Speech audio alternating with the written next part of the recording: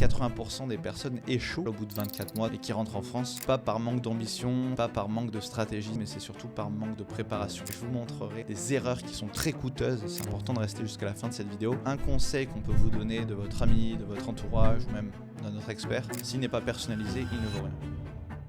Bonjour à tous et bienvenue dans cette vidéo, dans ce guide ultime, cette masterclass pour entrepreneurs liée à l'expatriation stratégique. Vous verrez que l'expatriation, c'est un grand domaine bien vaste et on va aborder pas mal de sujets aujourd'hui. On va aborder tout le spectre de l'expatriation. Je m'appelle Mathias Dufaux, ça fait à peu près 5 ans que je suis dans le domaine de l'expatriation et on aide, on accompagne des entrepreneurs, peu importe leur profil, qui souhaitent s'installer à l'étranger et peu importe le pays. Parce que vous allez voir, et ça va être le fil conducteur de cette vidéo, c'est que peu importe le projet, peu importe la personne, c'est toujours du sur-mesure. Il ne faut pas voir l'expatriation que sur un spectre unique. Ça va être pas que la fiscalité, pas que le soleil, pas que le cadre de vie. Vous allez voir dans cette vidéo que c'est important de ne pas se focaliser sur un seul point. Des fois, on peut arriver à se dire « moi j'en ai marre de la France, etc. » Si on ne s'attarde pas sur la globalité de son projet, en fait, on va peut-être passer à côté de choses qui sont très importantes et on commencera peut-être par parler du fait qu'environ 80% de mon expérience qui sont revenus vers moi après un projet d'expatriation raté, je dirais que tout le travail, au final, le travail le plus important dans un projet d'expatriation, c'est vrai que ça ne fait pas rêver. C'est vrai qu'on aimerait partir directement, prendre son billet d'avion et dire « allez, je quitte la France », mais ça va de la préparation. Et ensuite, vous verrez qu'une fois qu'il y a une bonne préparation qui est faite, au final, tout le reste coule relativement de source. Que ce soit, voilà, quand je parle de préparation et de projets ratés, au bout de 24 mois par exemple, ça va être des fois des impôts, un montage qui est mal optimisé, une isolation sociale qui est destructrice, voilà, ou encore une productivité qui est en chute libre. Mais vous verrez plus tard que la plupart du temps, c'est pour des raisons sociales et des raisons plus personnelles que techniques, pratiques.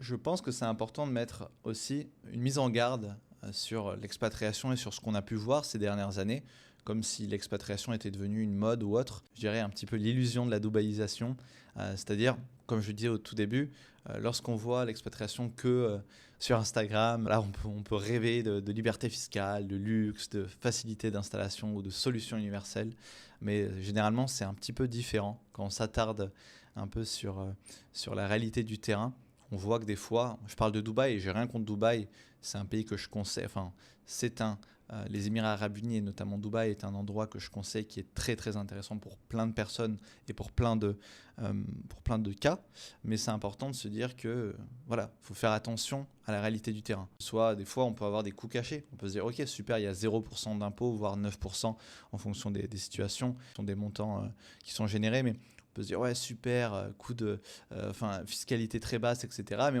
on arrive par se confronter à un mur et de coûts cachés, que ce soit le coût de la vie, certaines fois le climat. Là, je parle de Dubaï, mais c'est qu'un exemple. Je vous mettrai à chaque fois des petites citations. J'aime bien mettre ça en lumière par des métaphores ou autres, mais on choisit surtout pas un pays sur une photo ou en regardant quelques vidéos sur YouTube. On regarde plutôt ça sur des chiffres clés. Après, il y a toujours ce ressenti, mais sur des chiffres clés, sur des choses qui sont tangibles, pas sur une image, pas sur une vision qu'on a. Parce qu'on peut généralement, une vision, elle est biaisée par l'excitation qu'on peut avoir, etc. Donc voilà, on doit avoir toujours une stratégie qui est personnalisée. Je vous parlais un petit peu de moi au début, mais pour vous donner quelques chiffres clés, je ne suis pas avocat fiscaliste, je ne suis pas comptable ou autre. En tout cas, mon expérience, je la dois par des experts du domaine avec qui je travaille tous les jours, que ce soit des avocats fiscalistes, plein de personnes, que ce soit des consultants aussi également. Mais en tout cas, j'ai accompagné plus de 50 entrepreneurs, optimisé des millions fiscalement, avec les prestataires avec qui je bosse, et vous verrez par la suite que c'est important aussi de s'entourer.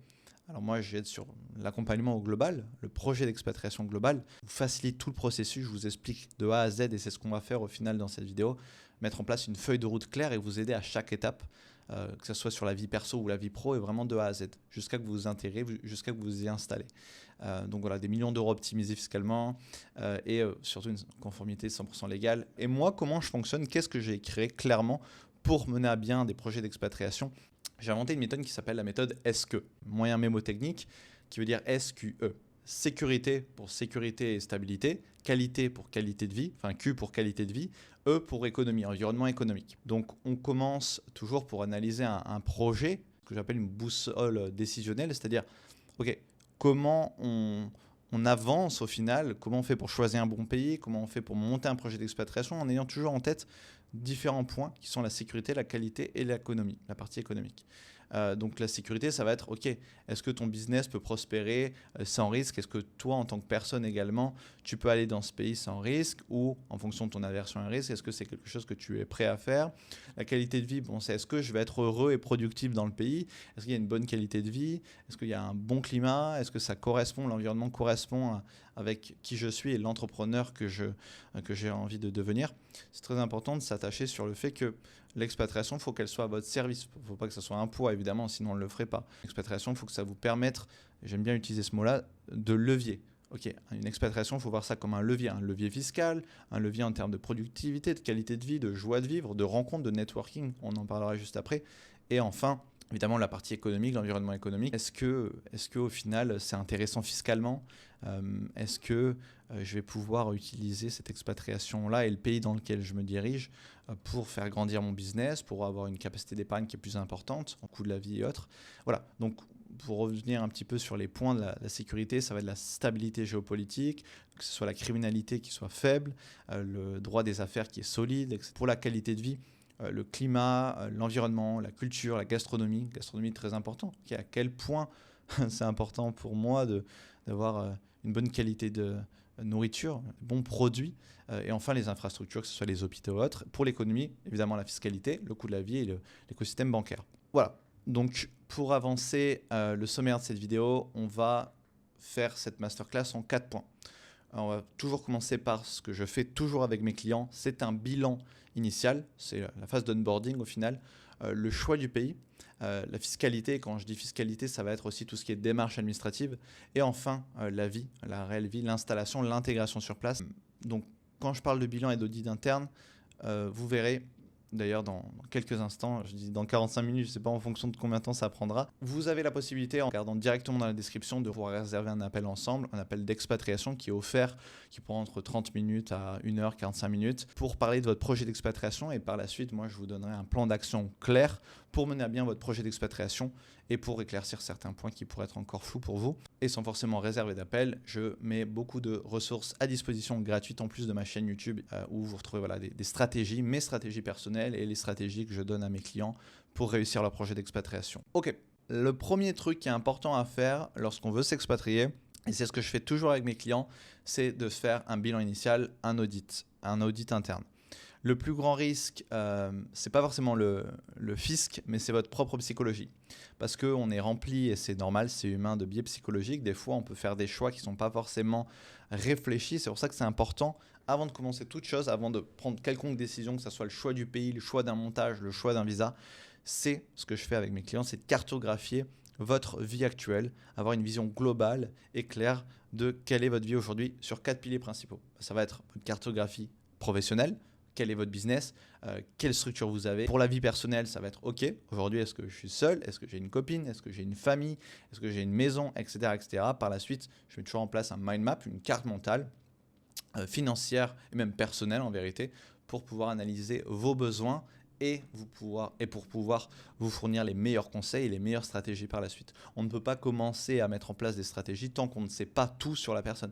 Moi, c'est ce que je fais d'ailleurs avec les personnes que j'accompagne et c'est ce que vous devez faire vous à votre tour si jamais vous voulez vous débrouiller seul, c'est de savoir OK, où j'en suis, où je veux aller. Mais pour pouvoir savoir où vous voulez aller, il faut savoir où vous en êtes. Évidemment, dans votre situation, il y a des questions qu'il faut que vous vous posiez. Quel est votre business aujourd'hui? Est-ce que mon business, est-ce que je suis boulanger? Si tu es boulanger, c'est compliqué évidemment de s'expatrier, du moins c'est possible, mais il faut fermer son business, le rouvrir ailleurs. Voilà, il y a plus de problématiques, plus d'enjeux au final d'avoir un business qui est 100% physique. Donc, est-ce que votre business est 100% remote? Est-ce que vos opérations, est-ce que votre business a besoin que vous soyez là physiquement? Si c'est le cas, il va falloir revoir un petit peu le projet.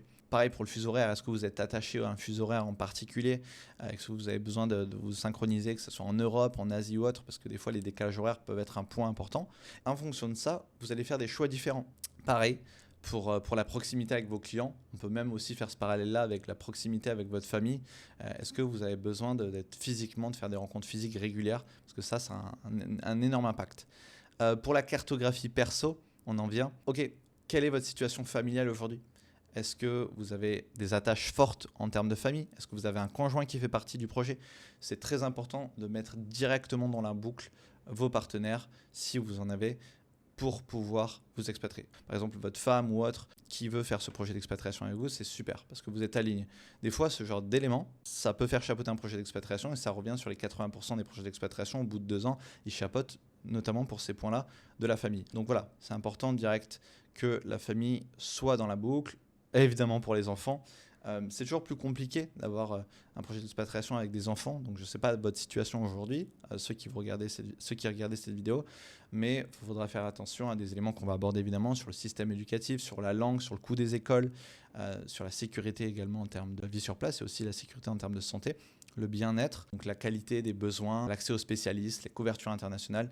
Ce sont des points qui sont très importants. Moi-même, je travaille avec des experts du domaine, notamment un de mes partenaires qui me permet de sous-traiter, entre guillemets, la partie santé. Quand j'entends sous-traitement, j'entends le fait que je m'entoure d'experts, je m'entoure de professionnels pour des points précis et particuliers. Savoir quel niveau d'aversion au risque aujourd'hui je m'expose, quel est mon budget, quelle est ma couverture que je souhaite, quel est le pays dans lequel je me situe, parce qu'évidemment, une couverture santé en Espagne, une couverture santé aux États-Unis, ça ne va pas être la même chose. Donc un entrepreneur célibataire ne s'expatrie pas comme un père de 3 enfants, ça fait sens, je pense que vous le comprenez. Ce que je mets toujours en place avec mes clients, c'est vraiment ce mind map financier, c'est cette structure, certaines fois tentaculaire ou non, mais c'est important qu'on comprenne, ok, où est l'argent, où est le patrimoine, où sont les flux financiers, où se situe l'entreprise, etc. Donc cartographier. C'est ce que je fais éventuellement, c'est ce que je pourrais éventuellement faire pour vous, c'est cartographier en fait votre vie et votre business, d'où viennent les revenus, d'où viennent les dividendes, les salaires, les rentes, à quel point c'est constitué, de quelle manière c'est constitué en termes de patrimoine, parce que le patrimoine physique notamment, ça peut avoir une influence sur votre résidence fiscale. On en parlera juste après. Mais voilà, est-ce que j'ai des actions, est-ce que j'ai de l'or, de private equity, etc., etc. Pareil pour la crypto. Crypto beaucoup plus facile à transvaser, si je puis dire, à transporter à travers les frontières. Mais voilà, votre structure d'actifs détermine votre stratégie fiscale. Ça, c'est très important.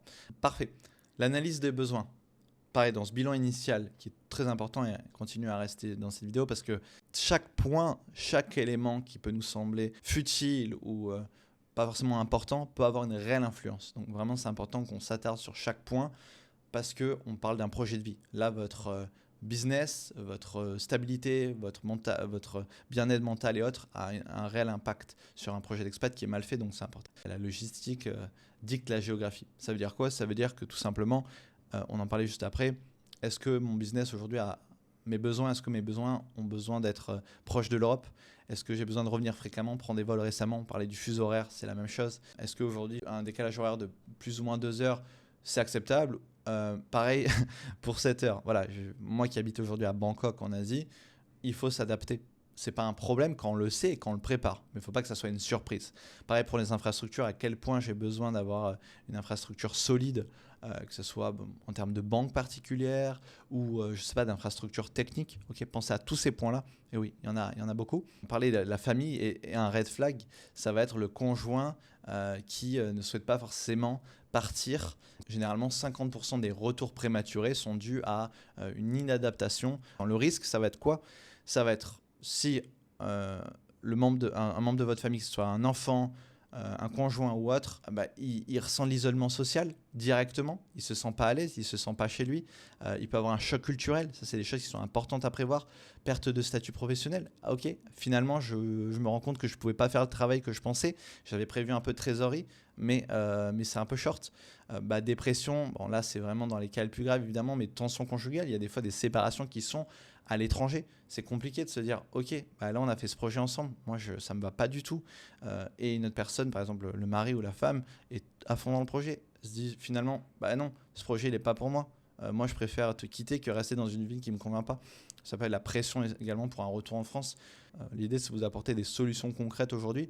Ça va être l'implication dès le premier jour pour le choix du pays. Et même avant, dès que l'idée germe, on en parle directement. Si jamais il y a un truc qui ne convient pas à l'une des deux personnes, le projet se bloque dans le sens où on met en pause le projet, il n'y a pas de concession possible. C'est un projet de vie. Quand je dis il n'y a pas de concession possible, ça veut dire on ne va pas forcer quelqu'un à faire quelque chose qu'il ne veut pas. Et aussi, un élément qui est important, c'est cette visite de repérage. J'aime bien appeler ça une prise de température. Une fois qu'on a le pays en tête, ça c'est des choses que je prévois également avec mes clients, c'est comment clairement pouvoir se projeter. Parce qu'on parlait de chiffres, on parle de sentiments et autres, mais tant qu'on n'a pas expérimenté ce sentiment-là en étant réellement physiquement dans le pays, en se projetant, 1 semaine, 2 semaines, déjà c'est un bon début, on ne pourra pas être sûr. Donc c'est vraiment obligatoire. Pareil, budget d'intégration. C'est tout bête, mais on pense souvent au budget loyer, au budget création des entreprises, au budget, peu importe. Mais on ne pense jamais au budget qu'il va devoir falloir mettre pour commencer à s'intégrer, à se sentir bien, à se sentir chez soi. Si votre conjoint n'est pas heureux, votre business en souffrira. Et ça, c'est vraiment vrai. Pourquoi je dis c'est vraiment vrai ? Parce que c'est un projet de vie. Et généralement, son partenaire, qui est une personne très importante pour nous, si jamais on part avec un membre de notre famille, il peut faire chapeauter. Forcément, ça aura une influence sur votre productivité, sur votre bien-être et sur votre business, sur votre chiffre d'affaires, etc., etc. C'est des choses auxquelles il faut penser. Pareil, check-up de santé. Qu'est-ce qu'il en est pour la partie santé ? Il faut comprendre que lorsqu'on part, si vous êtes actuellement en France, vous êtes attaché à un système qui n'a rien à voir la plupart du temps, surtout quand on sort de l'Union européenne, des systèmes de santé qu'on a à l'étranger. Quelle est la différence entre le public et le privé, par exemple ? À l'étranger, généralement, vous allez vouloir vous diriger naturellement vers du privé parce que généralement, ce sont des infrastructures qui sont beaucoup plus qualitatives. S'il y a la barrière de la langue, la plupart des hôpitaux privés ont des praticiens qui parlent beaucoup mieux anglais, etc. Donc, c'est important que le public est souvent saturé ou bas de gamme à l'étranger. Ce n'est pas une généralité, mais de manière globale. Donc, le privé est un excellent choix, mais souvent hors de prix. Donc, c'est pour ça que je parlais un petit peu avant d'un de mes prestataires avec qui je bosse, mon référent en termes d'assurance santé. C'est important d'avoir une bonne assurance santé pour qu'une fois qu'on s'expatrie et qu'on a un problème éventuel de santé ou même besoin de faire quoi que ce soit, qu'on puisse choisir au final l'hôpital dans lequel on veut aller. Pas que ça soit par dépit parce qu'on n'a pas forcément de budget, donc on doit aller dans le public et on se sent mal et c'est compliqué, on a envie de rentrer en France. Donc le coût du risque, ça veut dire quoi ? Ça veut dire que là je donnais l'exemple d'une appendicite par exemple aux États-Unis qui peut coûter jusqu'à 30 000 $, ou une nuit en soins intensifs à Dubaï, ça peut aller jusqu'à plus de 2 000 $. Il faut s'imaginer que les références que vous avez en France sont biaisées dans le sens où la France a un système de santé qui protège énormément ceux qui cotisent et ceux auxquels ils ont droit. Donc à l'étranger, ça devra passer forcément par une assurance privée ou éventuellement la CFE, on va l'aborder. Donc la fin de la carte vitale, il faut savoir que dès votre départ officiel, votre départ fiscal, la date de jour, le jour où vous faites la séparation avec votre ancien pays, à savoir la France par exemple, vos droits français doivent s'arrêter. Vous devez faire cette déclaration auprès de Amélie en déclarant un formulaire ou en les contactant ou en changeant votre adresse pour leur dire « je ne quitte la France, je ne cotise plus, vous pouvez m'en retirer mes droits ». Vous avez la possibilité de conserver vos droits, du moins l'équivalent qu'on appelle la CFE, la Caisse des Français à l'étranger, qui vous permet de maintenir ce lien avec la sécurité sociale, que ce soit également pour la cotisation de la retraite ou une base santé. C'est important le mot base santé parce que vous n'allez pas pouvoir, ça ne suffira pas la plupart du temps pour aller dans des très bons hôpitaux privés, etc. Parce que la CFE se base sur le barème français. Et on l'a vu juste avant, une appendicite à 30 000 $ aux USA, c'est pas le même prix en France. Donc imaginons, je donne un exemple, je ne sais pas combien ça coûte une appendicite en France, mais imaginons que ça coûte 1 000 € aux hôpitaux français, à la sécurité sociale, mais vous ne remboursez que 1 000 €. Et on fait quoi des 29 000 € autres ? Donc c'est pour ça que c'est important d'avoir un complément, le top-up, une assurance privée. Pourquoi ? Parce que ça va tout simplement vous permettre de combler et de faire ce qu'on appelle le direct billing ou le tiers payant qui vous couvre dès le premier euro. Vous n'avez pas à engager des frais. Une bonne assurance santé, elle doit faire ce travail-là. Voilà. Certaines fois, surtout pour les jeunes, ça ne fait pas forcément sens de prendre la CFE. Une assurance privée, on appelle ça également une IPMI. Ça peut faire tout à fait le travail. Et une bonne assurance santé, c'est beaucoup mieux des fois que la CFE uniquement ou en complément.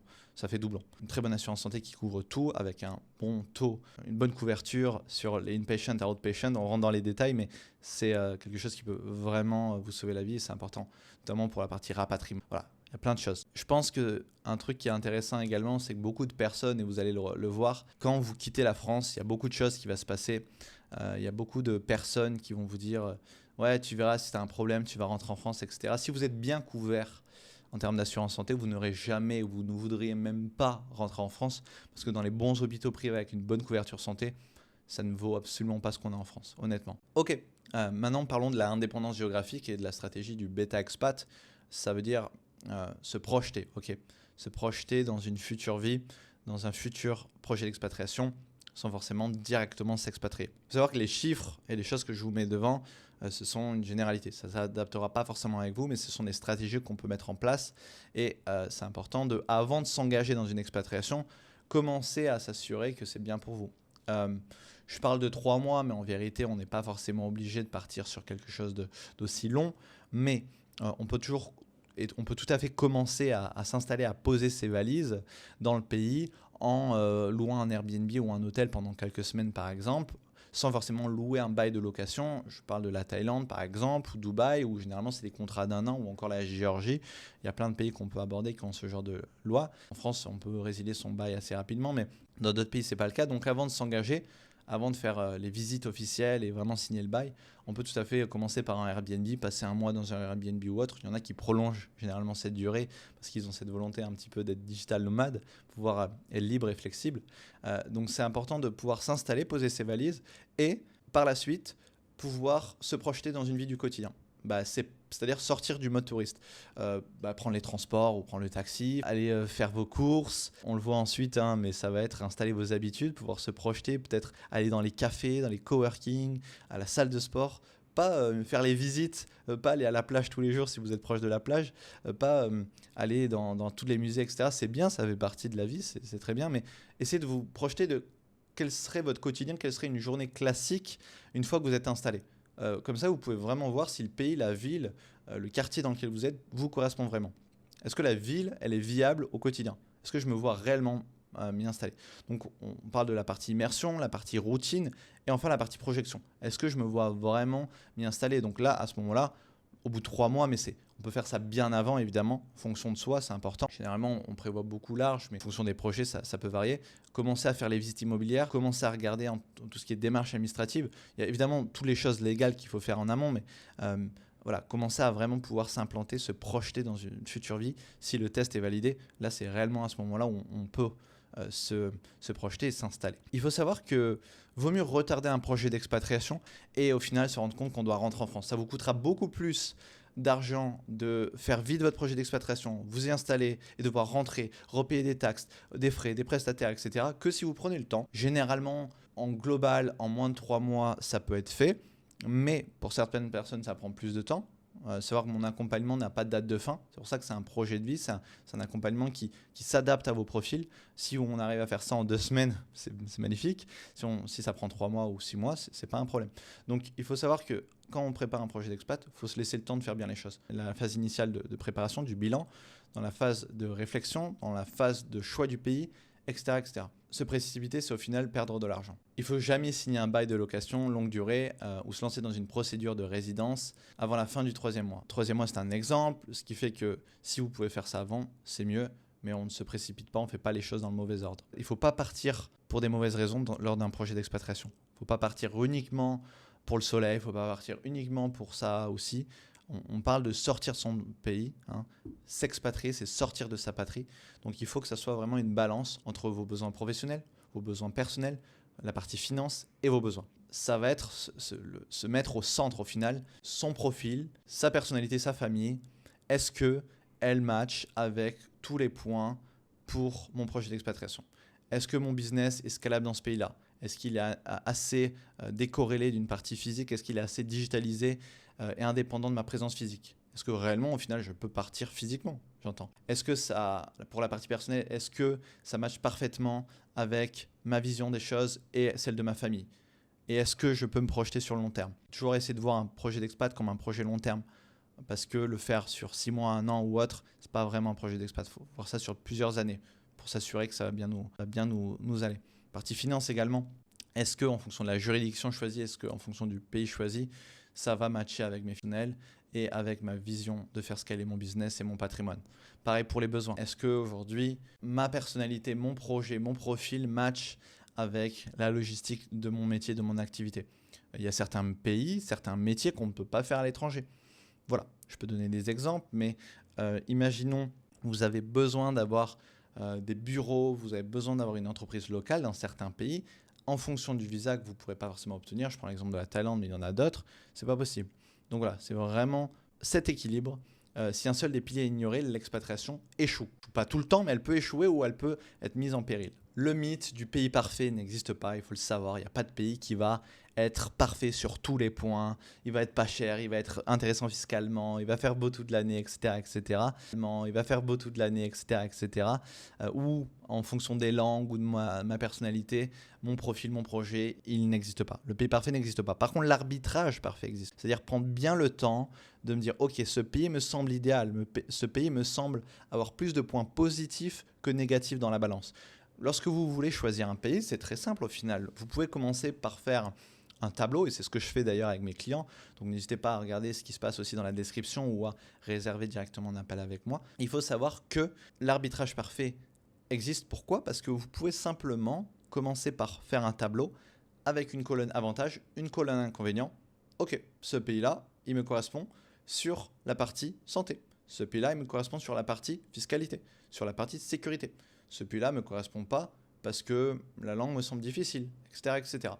Et si au final vous voyez qu'il y a plus de points qui penchent sur la balance positive, ça fait sens de pouvoir se projeter dans celui-ci. Il faut arrêter de chercher le paradis sur Instagram, il faut surtout commencer à construire votre écosystème sur mesure.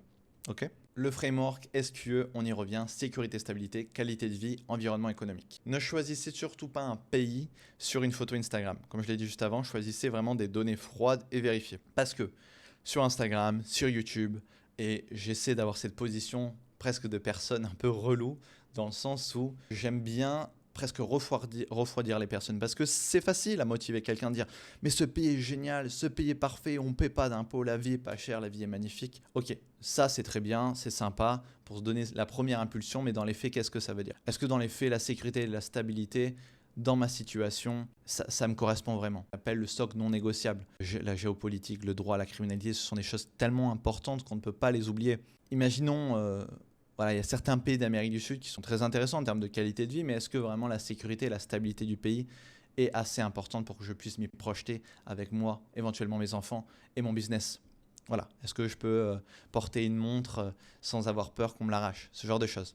La qualité de vie, c'est vraiment le moteur aujourd'hui, pour moi, de votre productivité en tant qu'entrepreneur. Que ce soit le climat, la culture ou la santé, c'est des choses qui vont vous faire vraiment vous sentir chez vous, vous sentir à votre place et vous sentir bien. Parce que lorsqu'on met de côté la qualité de vie, en fait, on va se retrouver à avoir plein de parasites au quotidien qui vont en pâtir sur notre business, sur notre productivité, parce que en tant qu'entrepreneur, notre charge mentale, elle ne peut pas être impactée par, la pollution par exemple trop importante. Votre profil d'entrepreneur ne peut pas se laisser influencer par des parasites, des facteurs externes qui vont au final entacher votre quotidien. Vous devez vous focus sur votre business, sur faire grandir votre patrimoine, votre entreprise, scaler, et pas réfléchir, ok, j'avais pas vu finalement que dans ce pays-là, il y avait ce facteur-là que j'avais oublié sur la qualité de vie, que ce soit le climat, est-ce qu'il fait pas trop chaud dans ce pays-là, ou au contraire, est-ce qu'il fait pas trop froid, et c'est tellement quelque chose qui m'affecte que je peux plus bosser. Pareil pour la santé, faut jamais oublier ces éléments-là. C'est trop important, la santé, l'assurance santé, même la qualité des soins, les infrastructures, pour le mettre de côté. Ça va avoir trop d'impact sur votre vie. Pareil pour l'environnement économique, il faut voir ça toujours comme un levier de croissance, le pays qu'on va choisir, que ce soit la fiscalité, très important. Les banques, est-ce que les banques sont assez qualitatives et assez solides pour que je puisse y loger mon patrimoine ? Ne choisissez jamais un pays sur une photo Instagram, choisissez surtout des données froides et vérifiées. Soyez assez pragmatique sur ce genre de choses. Dans la partie sécurité et stabilité, le socle au final de cette pyramide, on va développer plusieurs points. La partie géopolitique. Est-ce que ce pays est neutre ou est-ce qu'il est impliqué dans des conflits ? Je prends l'exemple de certains pays d'Europe de l'Est. Voilà, notamment la Géorgie par exemple, qui est un pays qui est en vogue, qui est très intéressant fiscalement et très intéressant en termes de coût de la vie et de qualité de la vie. Mais ok, est-ce qu'il y a des risques de guerre ? Est-ce qu'il y a des éventuelles alliances militaires ou des tensions frontalières, comme on peut le voir avec la Russie notamment ? La Géorgie n'est pas forcément impactée dans les zones comme Tbilissi ou Batumi par exemple, mais être au moins conscient des choses, pour ne pas être surpris au moment venu ou s'il y a un problème ou autre. Avoir un peu cette projection et du moins un temps d'avance. Je pourrais vous donner par ailleurs d'ailleurs beaucoup de ressources à ce sujet-là, notamment le site français qui est très bien. Vous tapez sécurité et le nom du pays, vous allez sur le site du gouvernement directement et vous pourrez voir toutes les informations, notamment les cartes avec les zones à éviter, etc. Pareil pour la criminalité. Est-ce que vous pouvez, j'en parlais juste avant, porter une montre de luxe, que ce soit une Rolex ou autre, sans forcément avoir peur qu'on vous arrache le bras. Exemple de Dubaï, exemple de la Thaïlande, par exemple. On peut aujourd'hui montrer sa richesse en restant dans le respect sans avoir peur de se faire agresser comme on peut le voir en France, à Paris par exemple. C'est délirant. C'est important de choisir ça, parce que ça va avoir un impact tellement important sur votre vie du quotidien et votre vie en tant qu'entrepreneur. Parce qu'il y a des risques de cambriolage, d'agression, de kidnapping. On a pu voir ça notamment avec des personnes dans la crypto-monnaie ou autre. Ça peut s'appliquer à vous. Ça peut avoir un impact très important. La sécurité physique, elle est non négociable. En plus de la partie géopolitique, c'est la vie du quotidien. Parce que je vais avoir d'insécurité. Des fois, on parle beaucoup d'insécurité, mais le sentiment d'insécurité a aussi un énorme impact sur votre charge mentale. Pareil pour le droit et la propriété, parce que dans le pays dans lequel je vais aller, si jamais j'ai un problème, je vais pouvoir me défendre avec des avocats. On l'a vu avec cette histoire un peu folle du Japon. Le droit japonais, c'est un pays magnifique le Japon, mais le droit japonais a le présumé coupable et non le présumé innocent. Ce genre de choses sont importantes quand même à réfléchir. Et vos actifs, est-ce qu'ils sont protégés contre une saisie arbitraire ou une loi complètement délirante? Voilà, avoir un droit qui soit solide, c'est tout aussi important. Parlons du Q du framework SQE pour la qualité de vie. À Malte, un pays que je conseille souvent pour les personnes qui souhaitent s'expatrier en Europe et avoir 300 jours de soleil par an, c'est magnifique. Ok, 300 jours de soleil par an, VS de la grisaille quotidienne, ou voir de la pollution ou autre, ça n'a rien à voir. Chacun a son niveau d'importance sur des éléments, que ce soit le climat ou l'environnement. Certains s'en fichent complètement, d'autres c'est trop important pour eux. Il ne faut vraiment surtout pas lésiner ce genre de détails. Pour la culture et le social, pareil. Un pays où les relations, où les connexions, où le networking, où se faire des amis est très facile, pour certaines personnes qui sont extraverties et beaucoup moins introverties, qui ont beaucoup moins besoin de se lock-in et rester chez eux, c'est très important parce que ça peut avoir un impact énorme sur votre mental. Et aussi, la mentalité locale, est-ce qu'elle est compatible avec la vôtre? Si vous êtes très tactile et autre, la culture asiatique peut vous faire peut-être un choc avec les distances qu'on peut mettre entre les personnes qui peuvent être parfois réservées. Ce sont des généralités, mais quand vous allez rencontrer des gens, quand vous allez finir votre journée de travail ou quand vous allez vouloir vous sociabiliser, est-ce que ça va poser un frein au final dans votre sentiment de bien-être dans le pays? Culturel et social, très très important. Ça fait partie des 80% des personnes qui s'expatrient pour les mauvaises raisons, qui lésinent ces détails. Au final, ils se retrouvent à rentrer en France parce qu'ils ne peuvent tout simplement pas tolérer la culture locale. Aujourd'hui, en tant qu'entrepreneur, on sait à quel point la partie qualité de vie et qualité de nourriture est importante parce que ça influence sur votre corps, sur votre bien-être, sur votre santé, sur votre productivité par la suite. Voilà, donc à quel point l'accessibilité de produits de qualité est facile et autres. Transport, voilà, est-ce que c'est facile de se déplacer? Est-ce qu'il y a des bons aéroports internationaux? Est-ce qu'à tout moment vous pouvez quitter le pays si vous avez une opportunité ou besoin de rendre visite à votre famille, etc. Le confort quotidien, c'est vraiment pas un luxe, c'est un carburant. C'est ce qui vous fait au final tenir sur la durée avec cette charge de travail, des fois ce stress et cette pression. On ne performe pas dans un pays où on est malheureux, c'est impossible. C'est pour ça que d'ailleurs vous quittez la France aujourd'hui, parce que vous n'en pouvez plus de vivre en France, pour des raisons fiscales, des raisons sociales, des raisons sécuritaires peut-être. Voilà, il y a plein de choses qui peuvent vous faire partir, et si vous ne vous sentez pas bien dans le pays dans lequel vous allez rentrer en fait. Pour la partie E, la partie économique, levier économique, environnement économique, fiscalité, c'est un élément qui est extrêmement important à regarder aujourd'hui, mais pas que, vous l'avez vu. À quel point, quelle est l'imposition sur les sociétés, l'IS, dans le pays dans lequel vous allez vous installer, dans lequel vous allez pouvoir enregistrer votre entreprise. Certaines fois, on n'a pas notre entreprise dans le même pays dans lequel on réside. On le verra après pour tout ce qui est offshore. Mais regardez quelle est l'imposition locale, l'imposition personnelle, l'imposition sur le revenu, que ce soit les dividendes qu'on veut se verser, etc. Et surtout, faire attention, et ça, c'est des choses qu'on fait ensemble également. Alors, la France a beaucoup de conventions fiscales qu'on appelle également certaines fois les conventions de non-double imposition. Est-ce que votre pays, à savoir la France par exemple, a des accords avec le pays dans lequel vous allez? Est-ce qu'il ne va pas avoir des conflits fiscaux entre votre résidence fiscale, votre nouvelle résidence fiscale et votre ancienne résidence fiscale, à savoir la France?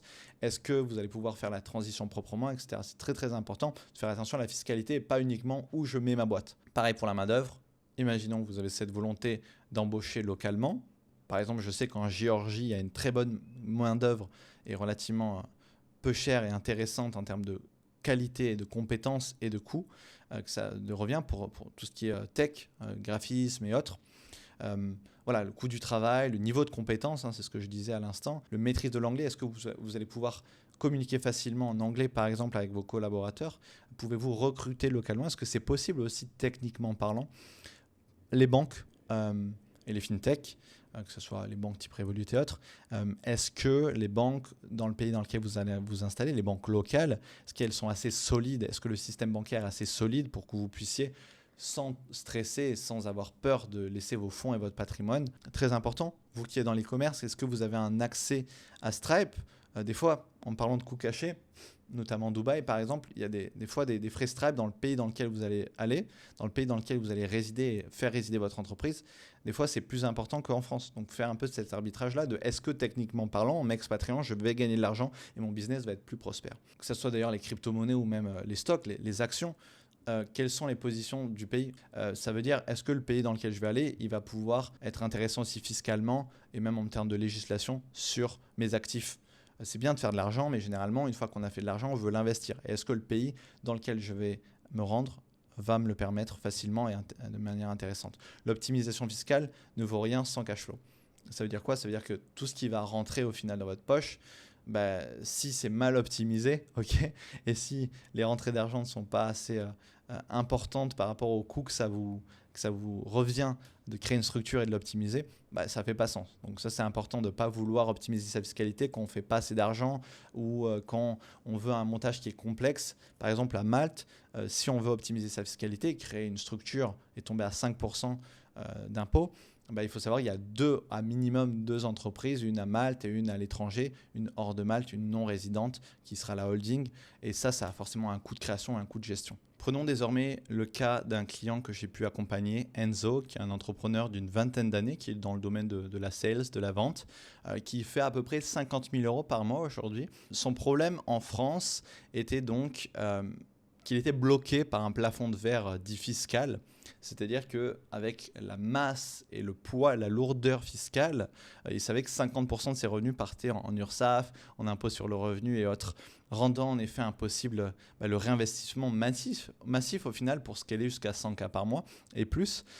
Sa problématique était de trouver un pays qui corresponde à tous les points qu'on a vus avant et on a fini par statuer sur Malte.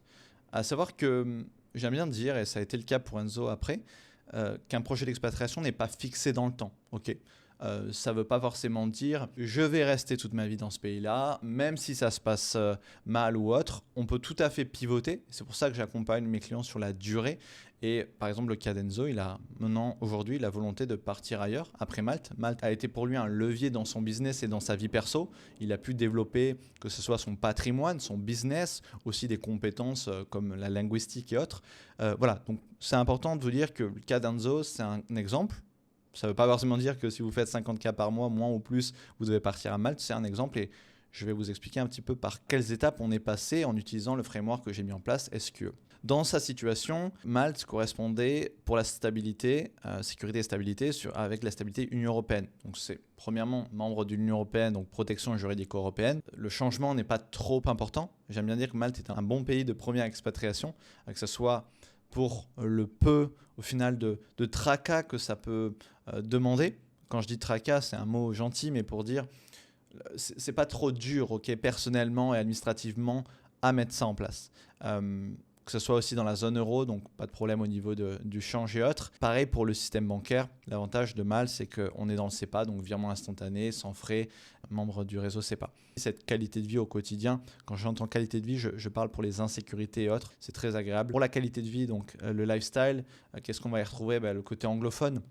C'est super ça parce qu'il a pu développer ses compétences linguistiques, facilité d'intégration, c'est beaucoup plus simple lorsque c'est un pays anglais où on parle déjà un peu anglais et surtout il y a une grosse communauté francophone notamment, ce qui fait que vous n'allez pas forcément vous sentir perdu et ça c'est très important de pouvoir s'intégrer facilement et rapidement avec des gens qui nous ressemblent au début. Après on peut tout à fait ouvrir son champ des possibles avec des locaux et autres, c'est recommandé, mais ça ne veut pas forcément dire qu'on doit dire au revoir à toutes nos attaches et toutes les choses qui nous faisaient plaisir avant, notamment les gens et autres. Pour le climat méditerranéen, je vous en parlais juste avant, 300 jours de soleil par an, c'est dingue. J'y ai vécu moi-même 3 ans et c'est un point qui est très important. Il fait toujours beau et l'hiver est assez court.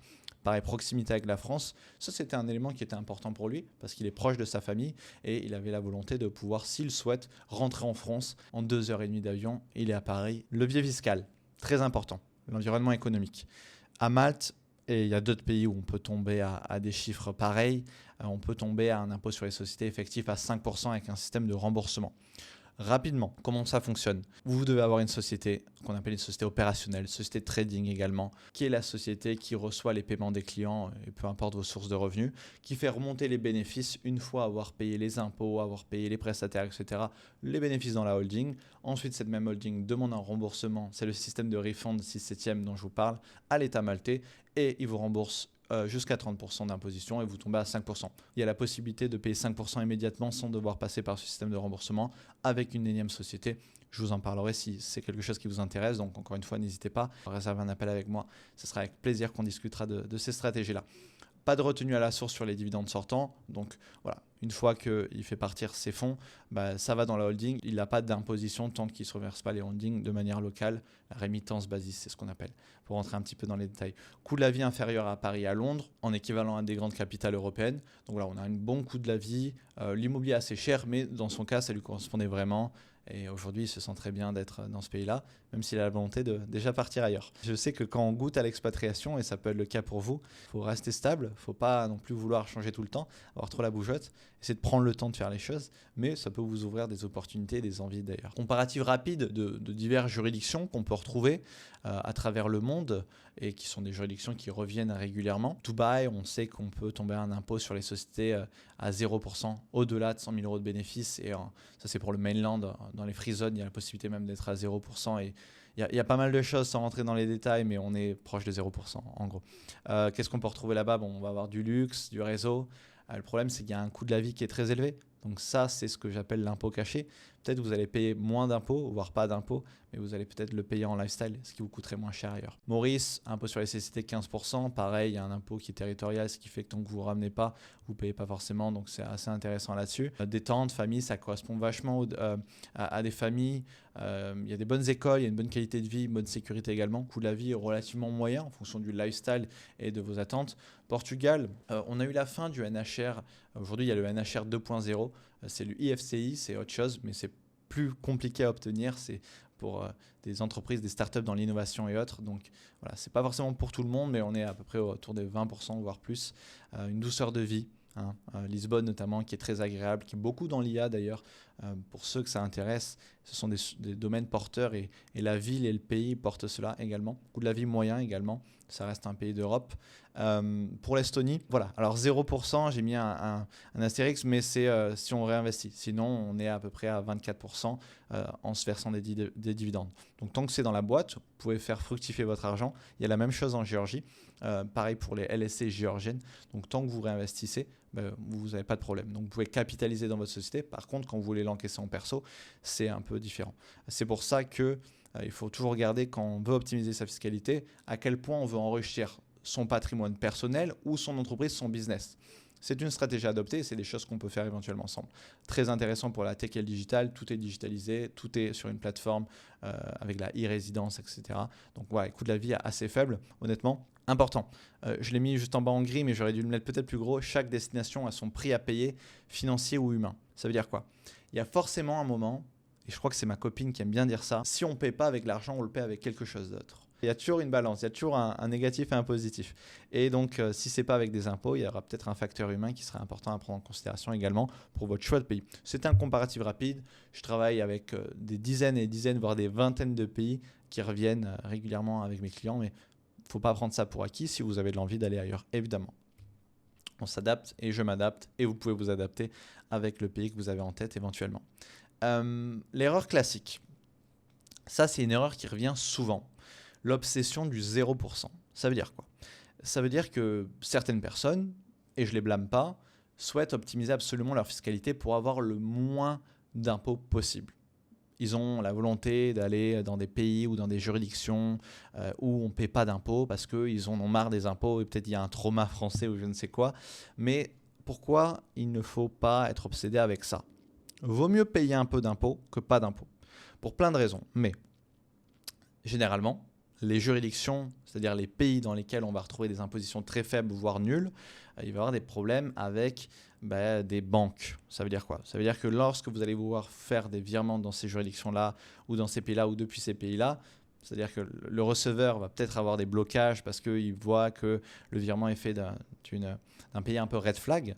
Il faut savoir que les banques et les administrations fiscales ont des red flags, ce sont des alertes qui font que lorsqu'un virement d'un certain montant ou même d'une certaine juridiction d'un certain pays part, ok, ça va faire une petite alerte, donc peut-être qu'il va y avoir un blocage ou peut-être une enquête ou peut-être ça va révéler des choses. Je vous donne un exemple concret, les LLC américaines, certains prestataires, certains partenaires ou certains clients les refusent parce qu'ils savent que lorsqu'ils reçoivent ou lorsqu'ils envoient des fonds vers ce type de société, ça crée des alertes et certaines fois, ça peut engranger un contrôle fiscal, etc.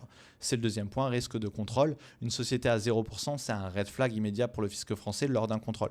Si vous avez bien fait les choses, normalement, ça ne pose pas de problème. Mais une des grandes parties de l'administration fiscale française et des lois françaises pour la fiscalité, pour une expatriation, c'est comment prouver que vous n'êtes plus résident fiscal français. Il y a évidemment la partie attachement au pays. Donc, si vous n'avez plus d'attache avec la France, normalement, je vulgarise, mais vous n'êtes plus imposé. Vous n'êtes plus considéré comme un résident fiscal. Par contre, ils vont regarder en cas de contrôle. Ok, très bien. Vous nous dites que vous n'avez plus d'attache, on le voit. Mais où vous êtes résident fiscal ailleurs. Parce que si vous n'êtes résident fiscal nulle part ou si vous payez d'impôts nulle part, la France peut dire vous êtes en fait encore résident fiscal français. C'est pour ça que c'est important de payer un petit peu d'impôts. Ne serait-ce que 5%, pour pouvoir, ou même encore 1%, pour pouvoir montrer, en cas de contrôle, en contradiction, en opposition avec l'administration fiscale française, que oui, vous êtes bien expatrié parce que vous payez aussi des impôts dans le nouveau pays dans lequel vous vous installez. Voilà, c'est important ça. Et les coûts cachés, généralement les juridictions un peu compliquées, un peu red flag, un peu magique, avec ces 0% éventuellement, piège doré, disons. Il y a généralement quand même des frais de maintenance élevés, il y a des avocats locaux qui sont coûteux, et c'est généralement des complexités opérationnelles très importantes. Il faut savoir que les montages fiscaux dont on parle, les juridictions dont on parle régulièrement, qui reviennent, qui sont intéressantes fiscalement parlant, je peux en citer plein, je vous en ai mis, on a le Panama, on a pas mal de pays un peu exotiques, c'est pas un problème, et j'aime beaucoup ces pays, je les recommande pour certains de mes clients. Mais il ne faut pas avoir cette obsession-là, il faut comprendre, il faut réaliser un vrai projet d'expat. Je reviens sur mes mots. Ce que je veux dire par là, c'est que ce n'est pas des pays qui sont faits pour tout le monde. Parce que des fois, il y a des coûts d'installation, des coûts de vie et des coûts de gestion qui peuvent être importants. Lorsqu'on fait, 3 000 euros, 5 000 euros par mois, on ne peut pas vouloir faire un montage ultra complexe avec des avocats, de l'audit externe, etc. Ce n'est pas fait pour tout le monde. Donc c'est pour ça que c'est important de regarder pas que les chiffres clés, il faut regarder la réalité de combien ça coûte. Donc, ce que je disais un peu, mais vaut mieux payer 5% sur 1 million d'euros et dormir tranquille que 0%, car compte bloqué et d'autres problèmes qui peuvent survenir malheureusement. Le terrain vs ChatGPT. C'est ce que je m'efforce à dire tout le temps. Vous allez, et vous avez sûrement déjà fait des recherches Internet, que ce soit sur Google ou même avec des IA, ChatGPT, Gemini, etc., qui vous ont dit beaucoup de choses. Et des fois, le problème, c'est qu'avec la réalité du terrain, ces choses-là peuvent être, si on parle de loi par exemple, peuvent être dépassées, peuvent être périmés. Ça peut aussi, et ça c'est le gros problème des IA notamment, vous conforter dans une idée que vous allez cibler à l'IA, c'est-à-dire je veux aller dans un pays où il n'y a pas d'impôt. L'IA vous répond une première fois en disant oui, très bien, il y a ce pays-là. Et toi tu dis non, mais je ne veux pas ce pays-là, je veux ce pays-là. Oui, très bien, non, mais vous insistez. Et à la fin, l'IA va vous dire ce que vous avez envie d'entendre. Et donc ça, c'est important de rester neutre, rester impartial et rester basé sur des faits tangibles, vérifiés et vérifiables. Pourquoi ? Parce que on parle là d'erreurs, si jamais une expatriation est mal faite au niveau fiscal, d'erreurs qui peuvent vous coûter gros. J'ai plein de clients qui sont venus, ou même des prospects qui sont venus en appel avec moi et qui me disent « Mathias, voici mon projet, qu'est-ce que tu en penses ?» Généralement, je leur dis « Là, tu vas droit dans le mur. Que tu avances avec moi et que je t'accompagne dans ce projet d'expatriation-là ou non, là, ça serait te mettre en garde. Encore une fois, je précise, je ne suis pas avocat fiscaliste, mais te mettre en garde sur ça, c'est primordial. Même si tu ne deviens pas mon client. Pourquoi ? Parce qu'il y a certaines personnes qui ont fait des recherches sur Internet, qui ont fait des recherches avec l'IA, qui ont été conseillées même par des personnes qui sont assez véreuses sur Internet. On en voit beaucoup qui parlent de montages fiscaux miracles, de montages fiscaux magiques. Je reviens sur la slide d'avant, le piège doré des 0%, des montages fiscaux où vous payez plus d'impôts même en restant en France. Voilà, ce genre d'erreurs peuvent revenir. L'information, elle est gratuite. Par contre, elle vous coûtera très cher. Donc, c'est important des fois de vouloir investir dans son projet d'expat pour au final gagner de l'argent dans le futur. et pas essayer de gratter le moindre centime, etc. L'ouverture facile en ligne avec un passeport, ouais, on a pas mal de choses, on entend pas mal de choses, faut faire très attention. La réalité en 2026, c'est que là, on a des exemples, hein, mais le Portugal, par exemple, je vous parlais du NHR qui n'existe plus vraiment. NHR, voilà, je sais que des fois, les IA ont tendance à remettre des informations qui sont dépassées par un régime talent qui est restreint et un peu plus complexe. Pareil pour les Royaumes-Unis, donc compliqué aussi maintenant. Notamment pour les visas et la fiscalité qui est plus ce qu'elle était à un certain moment. Voilà, je ne peux pas rentrer trop dans les détails, mais certaines juridictions dont on parle et dont on entend encore et encore les mêmes informations, que ce soit les IA ou les vidéos et les ressources sur Internet, des fois elles sont plus du tout d'actualité ou elles sont encore pire, absolument pas pertinentes pour vous. Parce que des fois, ce qui peut vous être conseillé ou donné comme réalité pour vous ne peut absolument pas s'appliquer à votre situation, à votre profil entrepreneurial et personnel. Donc c'est important de faire attention des données réelles de 2026. Là, je vous en ai cité quelques-unes, mais c'est toujours le cas sur d'autres sujets. Qu'est-ce qu'on fait maintenant que on a fait le bilan initial, on s'est assuré de son projet, on est vraiment au clair, on a un socle, une base solide, qu'est-ce qu'on veut, où on en est, qu'est-ce qu'on veut et qu'est-ce qu'on veut faire. Ce que je fais avec mes clients, lorsqu'ils n'ont pas d'idée de pays en tête, c'est-à-dire qu'ils veulent s'expatrier, ils ont cette volonté-là, ils en sont sûrs, on a passé ce stade du bilan initial, etc. Et qui veulent un choix de pays, mais qui sont ouverts. C'est pour ça que c'est très important la phase initiale pour m'assurer de savoir qu'est-ce qu'ils veulent, où ils en sont et qu'est-ce que je peux leur mettre en avant. Toujours le filtre SQE, pareil, éliminer impitoyablement tous les pays avec un score en dessous de 100, en dessous de 70, pardon. Ça veut dire que voilà, dans le tableau que vous mettez en place avec le SQE, vous mettez des petites notes sur un score total de 100 et plus ça vous rapproche de 100, mieux c'est, plus ça penche dans la balance des points positifs, mieux c'est. Et il faut en garder que 3, les 3 avec la meilleure note au final. La note, c'est une base que je vous donne, mais c'est un petit peu comme ça que je fonctionne. On ne prend pas 10 pays en tête parce qu'il y a trop de choses à vérifier. Il y a trop d'informations. Aujourd'hui, c'est le gros problème.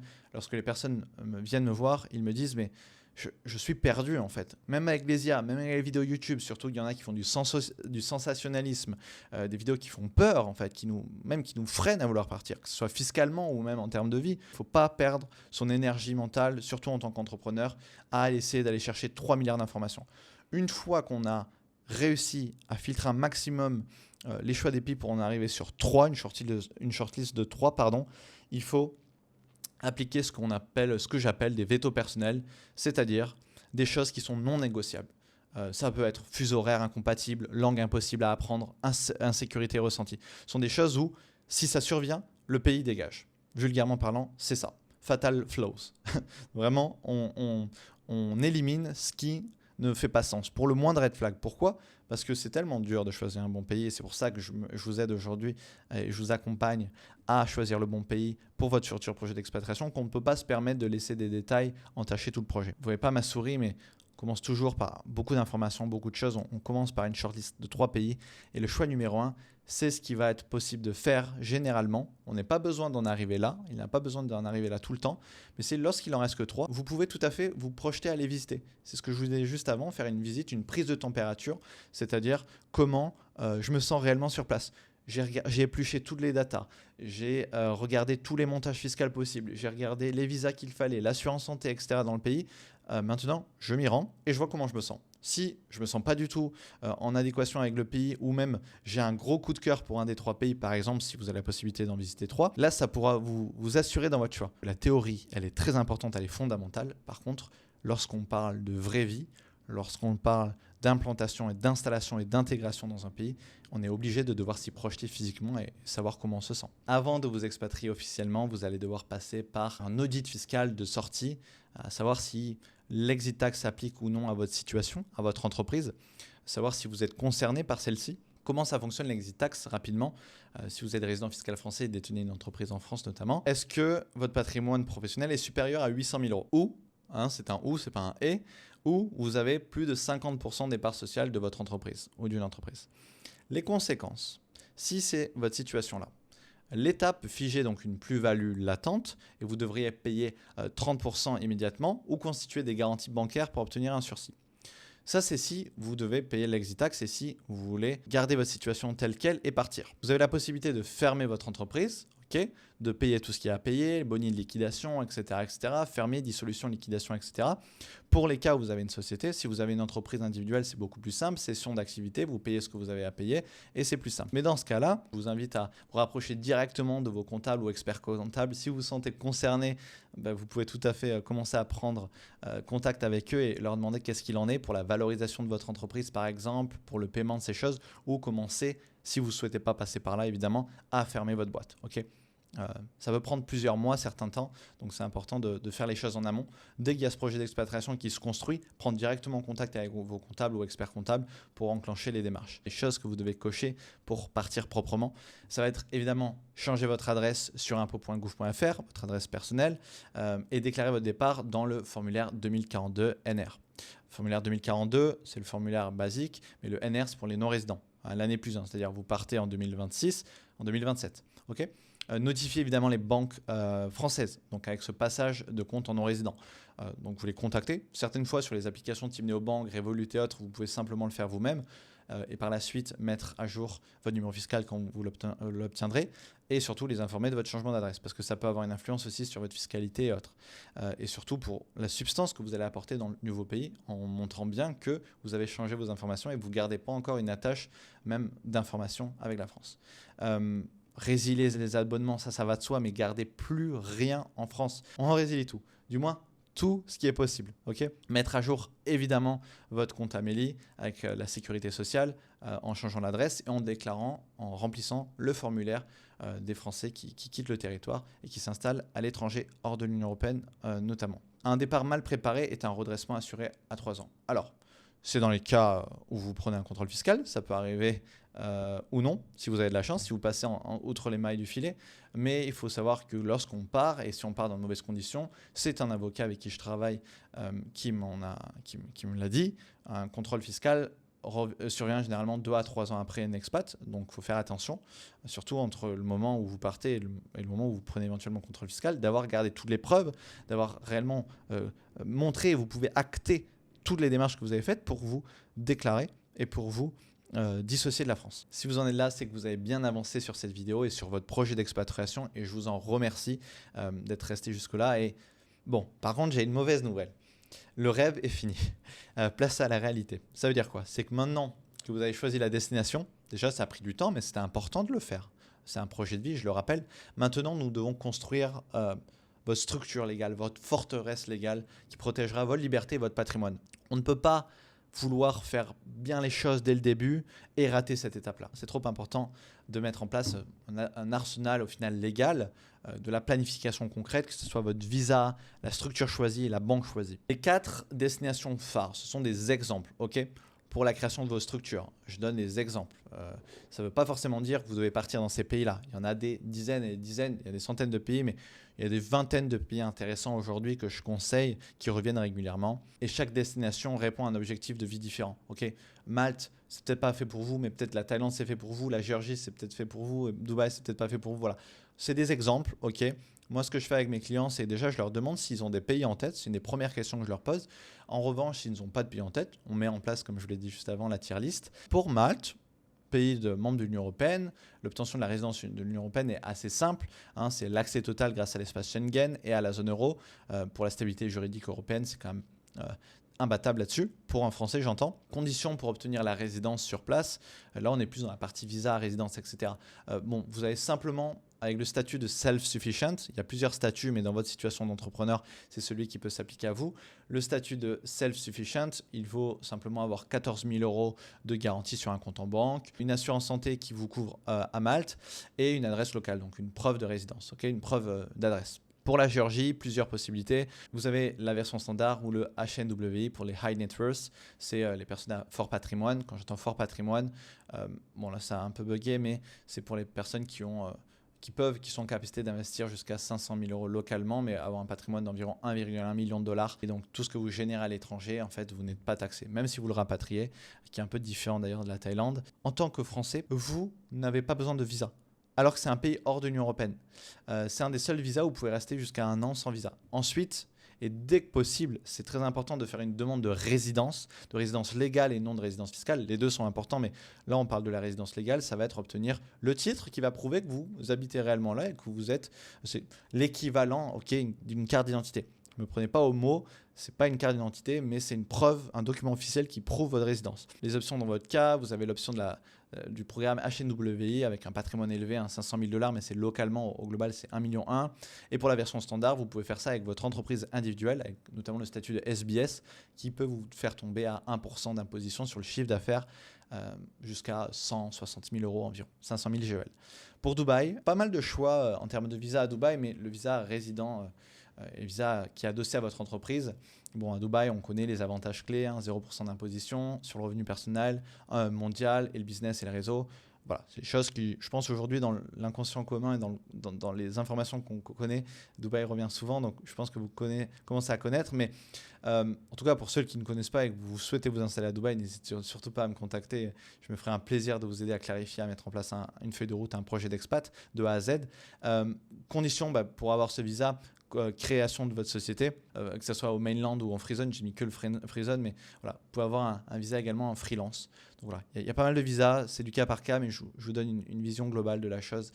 Pareil pour la Thaïlande, pas mal de visas, et le visa que je recommande aujourd'hui le plus, qui n'est pas fait pour tout le monde, mais qui est le visa qui est en vogue et qui a facilité beaucoup de choses, qui est le visa DTV, qui est un visa sur 5 ans, visa Destination Thailand Visa, qui vous permet d'avoir un visa sur 5 ans, un visa multi-entrée, ce qui fait qu'à chaque fois que vous rentrez dans le pays, vous avez 180 jours. Vous devez sortir au bout de 180 jours et re-rentrer. Ce n'est pas un visa run, c'est compris dans le visa. Sinon, vous avez par contre les visas type Elite et LTR, qui sont des visas beaucoup plus coûteux et qui demandent beaucoup plus de garanties, mais qui ont des intérêts notamment fiscaux très importants. Mais ce n'est pas fait pour tout le monde. Voilà, c'est du cas par cas. Thaïlande, l'avantage clé de la Thaïlande, ça va être qualité de vie exceptionnelle, fiscalité territoriale. Je m'explique. C'est sur la remitted. Remitted, ça veut dire quoi? Tant que vous générez des fonds à l'étranger et que vous ne les rapatriez pas dans le pays, que ce soit sur un compte en banque, par virement, par paiement par carte, par cash, vous ne payez pas d'impôts. Par contre, tout ce qui rentre dans le pays, tout ce qui est en BAT, vous devez payer des impôts dessus. Je ne vais pas rentrer dans tous les détails, mais dans l'idée, c'est ça. C'était pour vous donner un petit peu les statuts et avantages de chaque pays, de certains de ces pays-là. Quelle structure pour vous? Voilà, vous avez le pays, vous avez le visa, mais vous voulez savoir quel type d'entreprise vous devez aujourd'hui créer. Je parle à tous les entrepreneurs, mais si vous avez un profil type investisseur et une structure légale, une structure juridique n'est pas nécessaire pour vous, vous pouvez passer ce passage-là, mais c'est important de préciser que créer une entreprise, si votre business, c'est uniquement, je ne sais pas, placement, que ce soit des crypto-monnaies ou encore des investissements et autres, si vous avez un profil plus rentier, voilà, vous n'avez pas besoin de créer une entreprise tout le temps. Là, je parle aux entrepreneurs, profil investisseur, entrepreneur, il y a des choses qui se rejoignent, mais ne prenez pas tout pour acquis. Vous avez donc la possibilité de créer plusieurs structures. Je les ai mises dans 3 catégories. Encore une fois, c'est à titre indicatif, mais il faut retenir un point là de ce passage-là, c'est qu'il ne faut pas copier le montage d'un ami ou le montage que quelqu'un vous aurait conseillé, parce que votre situation, elle est toujours unique. Vous êtes une personne unique, vous avez un business unique, vous n'êtes pas comme votre voisin, vous n'êtes pas comme votre ami. Il y a des choses qui peuvent évidemment faire sens et faire écho avec une situation de quelqu'un de votre entourage, mais il faut toujours regarder les choses au cas par cas, parce que ça peut varier. On retrouve la version légère, ce sont des structures type LLP, entreprise individuelle, sole trader, ce genre de choses qui sont attachées directement à la personne. On retrouve également tout ce qui est LLC, US et autres, qui sont liés directement avec le propriétaire de la boîte. Donc ça, c'est idéal pour les solopreneurs, les freelances, si vous êtes, je ne sais pas, si vous débutez également dans le business ou dans l'e-commerce. Voilà, c'est des structures qui peuvent aller au début, il n'y a pas de souci. Même ça peut encore, vous pouvez continuer à les utiliser après, bien évidemment, après avoir scalé et avoir fait des chiffres beaucoup plus importants. Mais généralement, c'est le plus adapté et le plus conseillé pour des personnes qui souhaitent avoir un accès direct à la trésorerie, avoir une transparence fiscale. C'est-à-dire, en fait, l'argent de la boîte, vous faites ce qu'on appelle soit des owner checks ou ce genre de choses. C'est en fait des virements de la boîte à titre personnel. Voilà, la boîte, en fait, elle est adossée à vous, et vous payez des impôts basés sur votre résidence fiscale. D'accord ? C'est pour ça que c'est important lorsqu'on fait un montage avec une société transparente de ce type-là, type LLC par exemple, c'est de savoir quelle est la résidence fiscale dans laquelle je me situe et quelle est la fiscalité appliquée à titre personnel. Voilà, donc faut faire attention à tout ça. Voilà, là on va parler réellement de société. Avant, on parlait pas forcément de société, on parlait d'entreprises individuelles, d'entreprises transparentes, comme avoir une structure juridique, une structure légale qui soit plus adaptée à leur modèle économique et à leur activité. Ça marche aussi pour les agences, les startups, etc. Là, on a une séparation claire entre le patrimoine et la personne. Ok, c'est-à-dire que l'entreprise individuelle, elle est adossée sur vous, par exemple. Donc en fait, vous êtes le garant de votre entreprise. Okay, donc là, c'est pareil pour la facilité d'embauche et les contrats B2B, ce sont des structures qui sont plus solides. Okay, pour la partie patrimoniale, lorsqu'on veut capitaliser, lorsqu'on veut vraiment propulser son patrimoine entrepreneurial notamment, ça va être tout ce qui est holding, okay, tout ce qui est trust également. Là, c'est pour protéger et investir et voir très long terme pour votre structure. Des fois, on en a besoin dès maintenant, notamment avec les montages pour Malte, mais généralement c'est une structure où on fait remonter les bénéfices d'une ou plusieurs sociétés pour capitaliser tout ça et réinvestir peut-être dans l'immobilier ou autre. Donc ça va très bien pour les investisseurs, les serial entrepreneurs, comme j'ai dit, ça va être voilà, pour centralisation des dividendes. Vous avez créé de la valeur, vous avez payé des impôts, vous faites remonter ces fonds-là dans vos sociétés-là, et là vous pouvez commencer à créer un vrai patrimoine que vous pouvez éventuellement revendre. Ça, c'est plus des stratégies personnelles et entrepreneuriales que du conseil en expatriation. Pareil, optimiser pour la transmission. C'est vrai que transmettre, si on voit long terme, une entreprise individuelle, c'est plus compliqué que transmettre une holding. Si vous devez retenir quelque chose, ne copiez pas le montage de votre ami, votre situation est unique, ou encore un montage qui vous est vendu sur Internet. On va parler maintenant de la partie bancarisation, plus de l'architecture financière. Okay, c'est bien d'avoir son entreprise, mais maintenant, où sont stockés les fonds? Il y a différents types pareil, de catégories, un peu comme j'ai pu vous le montrer avec les différents types de structures. Maintenant, parlons des différents types de banques que vous pouvez avoir, auxquelles vous pouvez avoir accès. Niveau 1, la banque classique, la fintech, c'est-à-dire la néobanque, celle qui n'a pas celle qui n'a pas d'agence locale, c'est uniquement en ligne. Ça va être pour les dépenses quotidiennes, change de devise instantané, la rapidité, la praticité. Je dis généralement de laisser. Il faut savoir que lorsqu'un compte est bloqué, la seule personne vers qui vous allez pouvoir vous tourner, si jamais votre compte est bloqué, et je pense dans l'e-commerce, il y a ce genre de problématique également, c'est le chatbot. Et le chatbot, des fois, c'est même pas un humain. Ça va très bien 5 minutes, mais si vous avez par exemple plusieurs centaines de milliers d'euros ou même moins, ou même des millions, peu importe, et que cet argent que vous en avez besoin, c'est important de pouvoir se retourner vers quelqu'un de sérieux. Chez Revolut, maintenant, il y a la possibilité avec notamment Ultra d'avoir l'équivalent d'un conseiller au téléphone, mais ça ne vaudra jamais une banque locale, même si ça va très bien au début. Par contre, si vous êtes à fond dans les néobanques, dans les fintech et autres, ce que je peux vous conseiller, ce qui est recommandé généralement, c'est de ne pas avoir uniquement un compte, pas avoir uniquement Revolut, Wise ou encore Conto. C'est d'en avoir plusieurs, d'en avoir un minimum 2. Le mieux, c'est d'en avoir 3, 4, peu importe. Comme ça, si jamais vous avez un compte bloqué ou si jamais vous avez une problématique ou si jamais il y a un bug, vous pouvez tout à fait switcher, que ce soit avec vos partenaires ou avec vos clients ou autres. Vous pouvez switcher d'un compte à l'autre et vous n'êtes pas, des fois, ça peut rester jusqu'à 1 mois, 2 mois, parfois plus ou parfois moins, des comptes bloqués avec les fintechs sans forcément trop d'informations, sans forcément trop de visibilité de pourquoi ça a été fermé. Donc là, vous en avez plusieurs, vous pouvez switcher d'un à l'autre et vous ne mettez jamais tous vos œufs dans le même panier. C'est important à se souvenir de ce dicton-là. Niveau 2, l'opérationnel, la banque locale. La banque locale, c'est quoi? C'est une banque qui a une agence dans laquelle vous pouvez vous rendre. J'en ai cité quelques-unes, BOV, Bank of Valletta, Santander, etc., qui sont des banques où vous pouvez vous déplacer, avoir un conseiller ou même avoir un banquier directement avec qui vous allez pouvoir discuter, créer une relation, éventuellement par la suite, si vous projetez lever de la dette, etc. Ça, ce sont des choses qui sont intéressantes et importantes lorsque vous commencez à amasser un certain nombre d'argent et lorsque vous ne voulez pas uniquement avoir votre argent sur votre téléphone, au final, sur une application. Ça reste des applications. Même si ce sont des banques agréées, etc. Et de plus en plus, et c'est très contrôlé. Avoir une banque physique, ça rassure. Et c'est indispensable pour la substance fiscale notamment. Ça va être vraiment tous les éléments qui vont pouvoir vous rattacher physiquement notamment, et vous rattacher administrativement parlant à un pays. Ça sert à payer les impôts, les salaires, les dividendes, etc. avec une banque locale, une banque physique, une banque opérationnelle. C'est ce qu'il y a de mieux. Le niveau 3, je l'ai encadré, la partie patrimoniale et banque. Pour soutenir votre patrimoine, ça va être tout ce qui est banque privée. Banque privée, il y a généralement des tickets d'entrée très importants, plusieurs centaines de milliers d'euros, voire plusieurs millions ou 1 million d'euros à minima pour par exemple la Suisse ou Singapour qui demandent généralement des garanties assez importantes en dépôt. Ça va être un peu ce qui est coffre-fort. Ça revient à l'équivalent de la holding, c'est-à-dire votre structure légale a la valeur, a le patrimoine. Et le patrimoine, il est sur quoi? Ça peut être sur les banques privées. Ça va être pour protéger au maximum ces fonds. C'est bien aussi d'avoir de l'argent pas uniquement dans le même pays. C'est pour ça que je vous cite plusieurs pays, la Suisse, le Luxembourg, le Singapour, qui sont vraiment tout ce qui se fait de mieux en termes de bancarisation. C'est pas facile de rentrer dans ces banques-là, mais si vous en êtes là, déjà félicitations, et ça va vous permettre d'avoir des comptes multidevises dans des juridictions qui protègent votre patrimoine, qui ne vont pas vous poser de problème, parce que voilà, le ticket d'entrée est forcément beaucoup plus restreignant. Ce sera des banques qui vont protéger vraiment votre patrimoine, qui vont vous conseiller avec des investissements et autres. Là, ça n'a rien à voir avec une fintech à la Revolut. C'est un autre niveau, mais c'est important. Règle d'or également, un pays de résidence, c'est différent d'un pays bancaire. Vous pouvez avoir un compte bancaire différent du pays dans lequel vous situez, dans lequel vous résidez. Vous pouvez tout à fait vivre, je ne sais pas, en Thaïlande et avoir un compte à Singapour, un compte à Dubaï et un compte au Luxembourg, par exemple. J'aime bien vous mettre en garde d'erreurs à éviter, de red flags à éviter et de surtout pas tomber dans ce que j'appelle le mythe du digital nomade, le mythe du nomade gris. C'est je voyage tout le temps, je passe pas de plus de 183 jours dans un pays, donc je paie d'impôts nulle part. Je pense qu'ils ne le disent pas tous, et évidemment, c'est quelque chose dont il ne faut surtout pas être fier et surtout pas se vanter, encore moins publiquement. C'est le fait de ne pas avoir de résidence fiscale et de voyager d'un pays à l'autre. Quand quelqu'un vous dit, ou si vous avez cette folle idée de ne pas être résident fiscal nulle part, vous vous exposez à plusieurs risques, à plusieurs pièges d'ailleurs.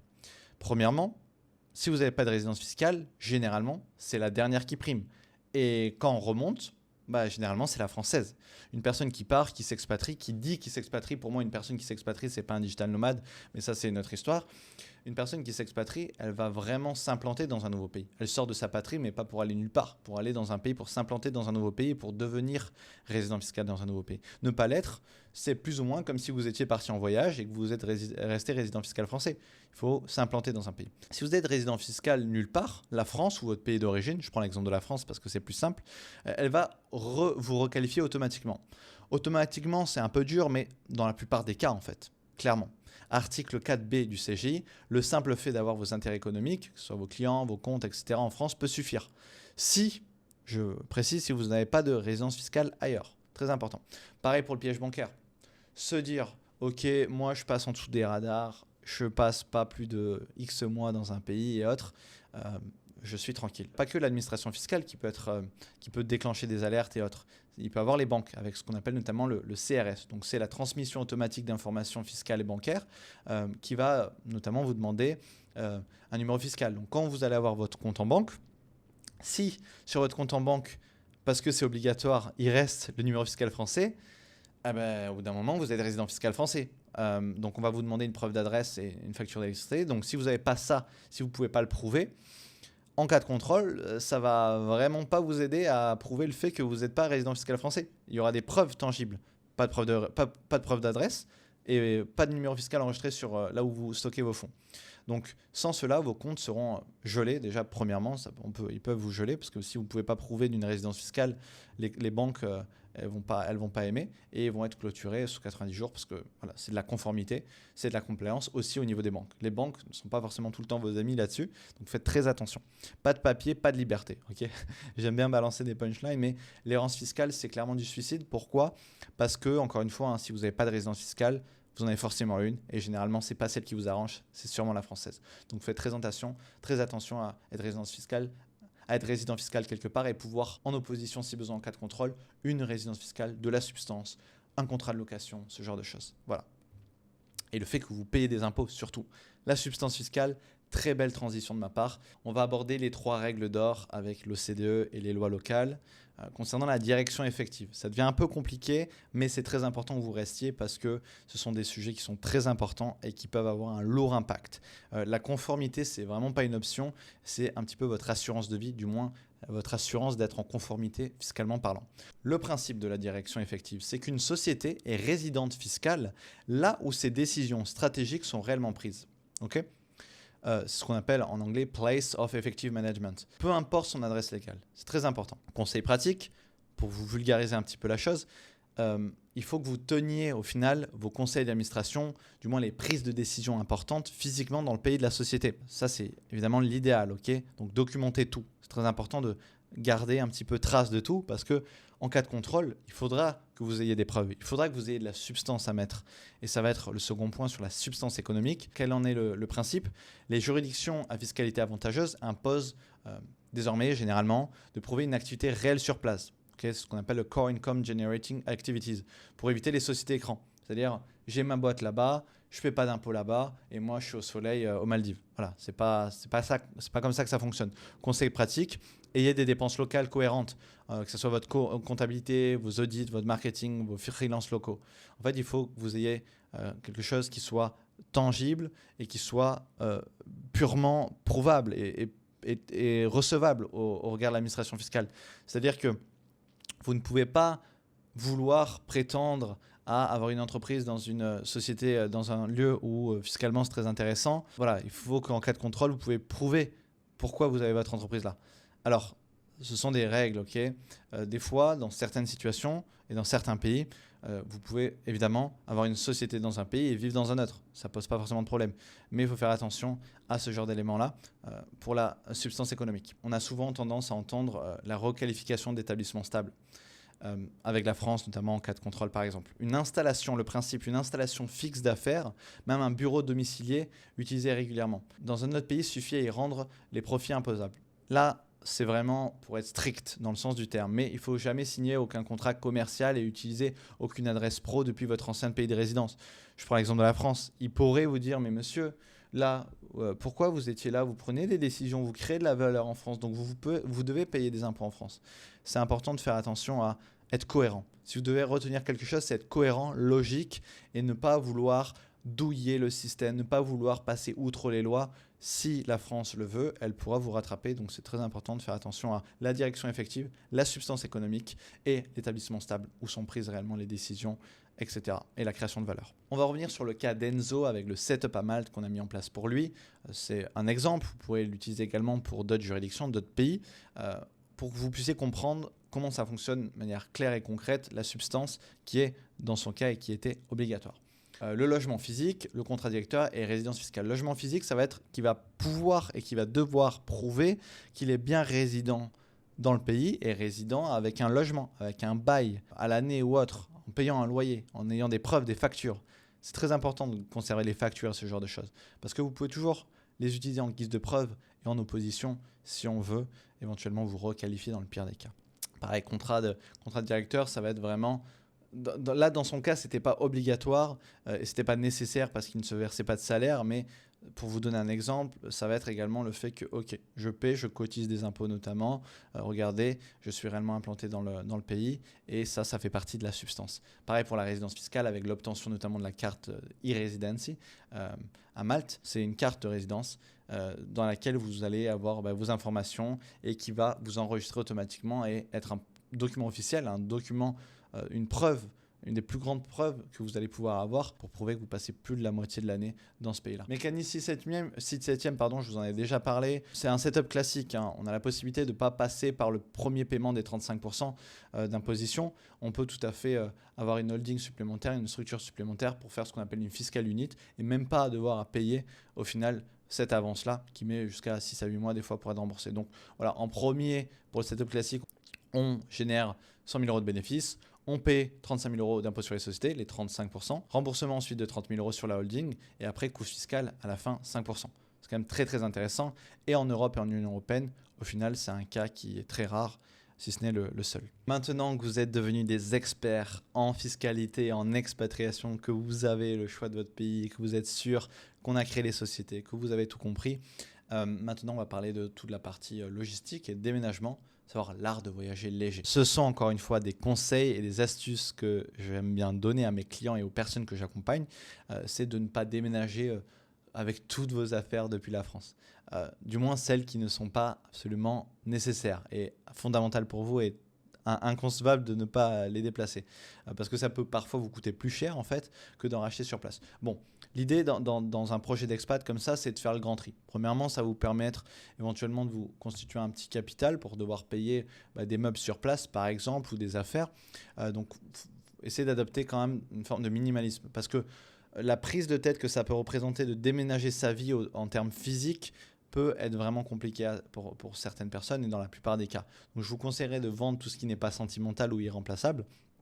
Parce que, évidemment, je ne vous dis pas de vous débarrasser de toutes vos affaires, mais que ce soit les meubles ou ça peut être aussi des ordinateurs, des écrans, je pense que pour le coût que ça représente et pour la prise de tête et la charge que ça peut représenter, je vous inviterai surtout à réduire au minimum votre volume.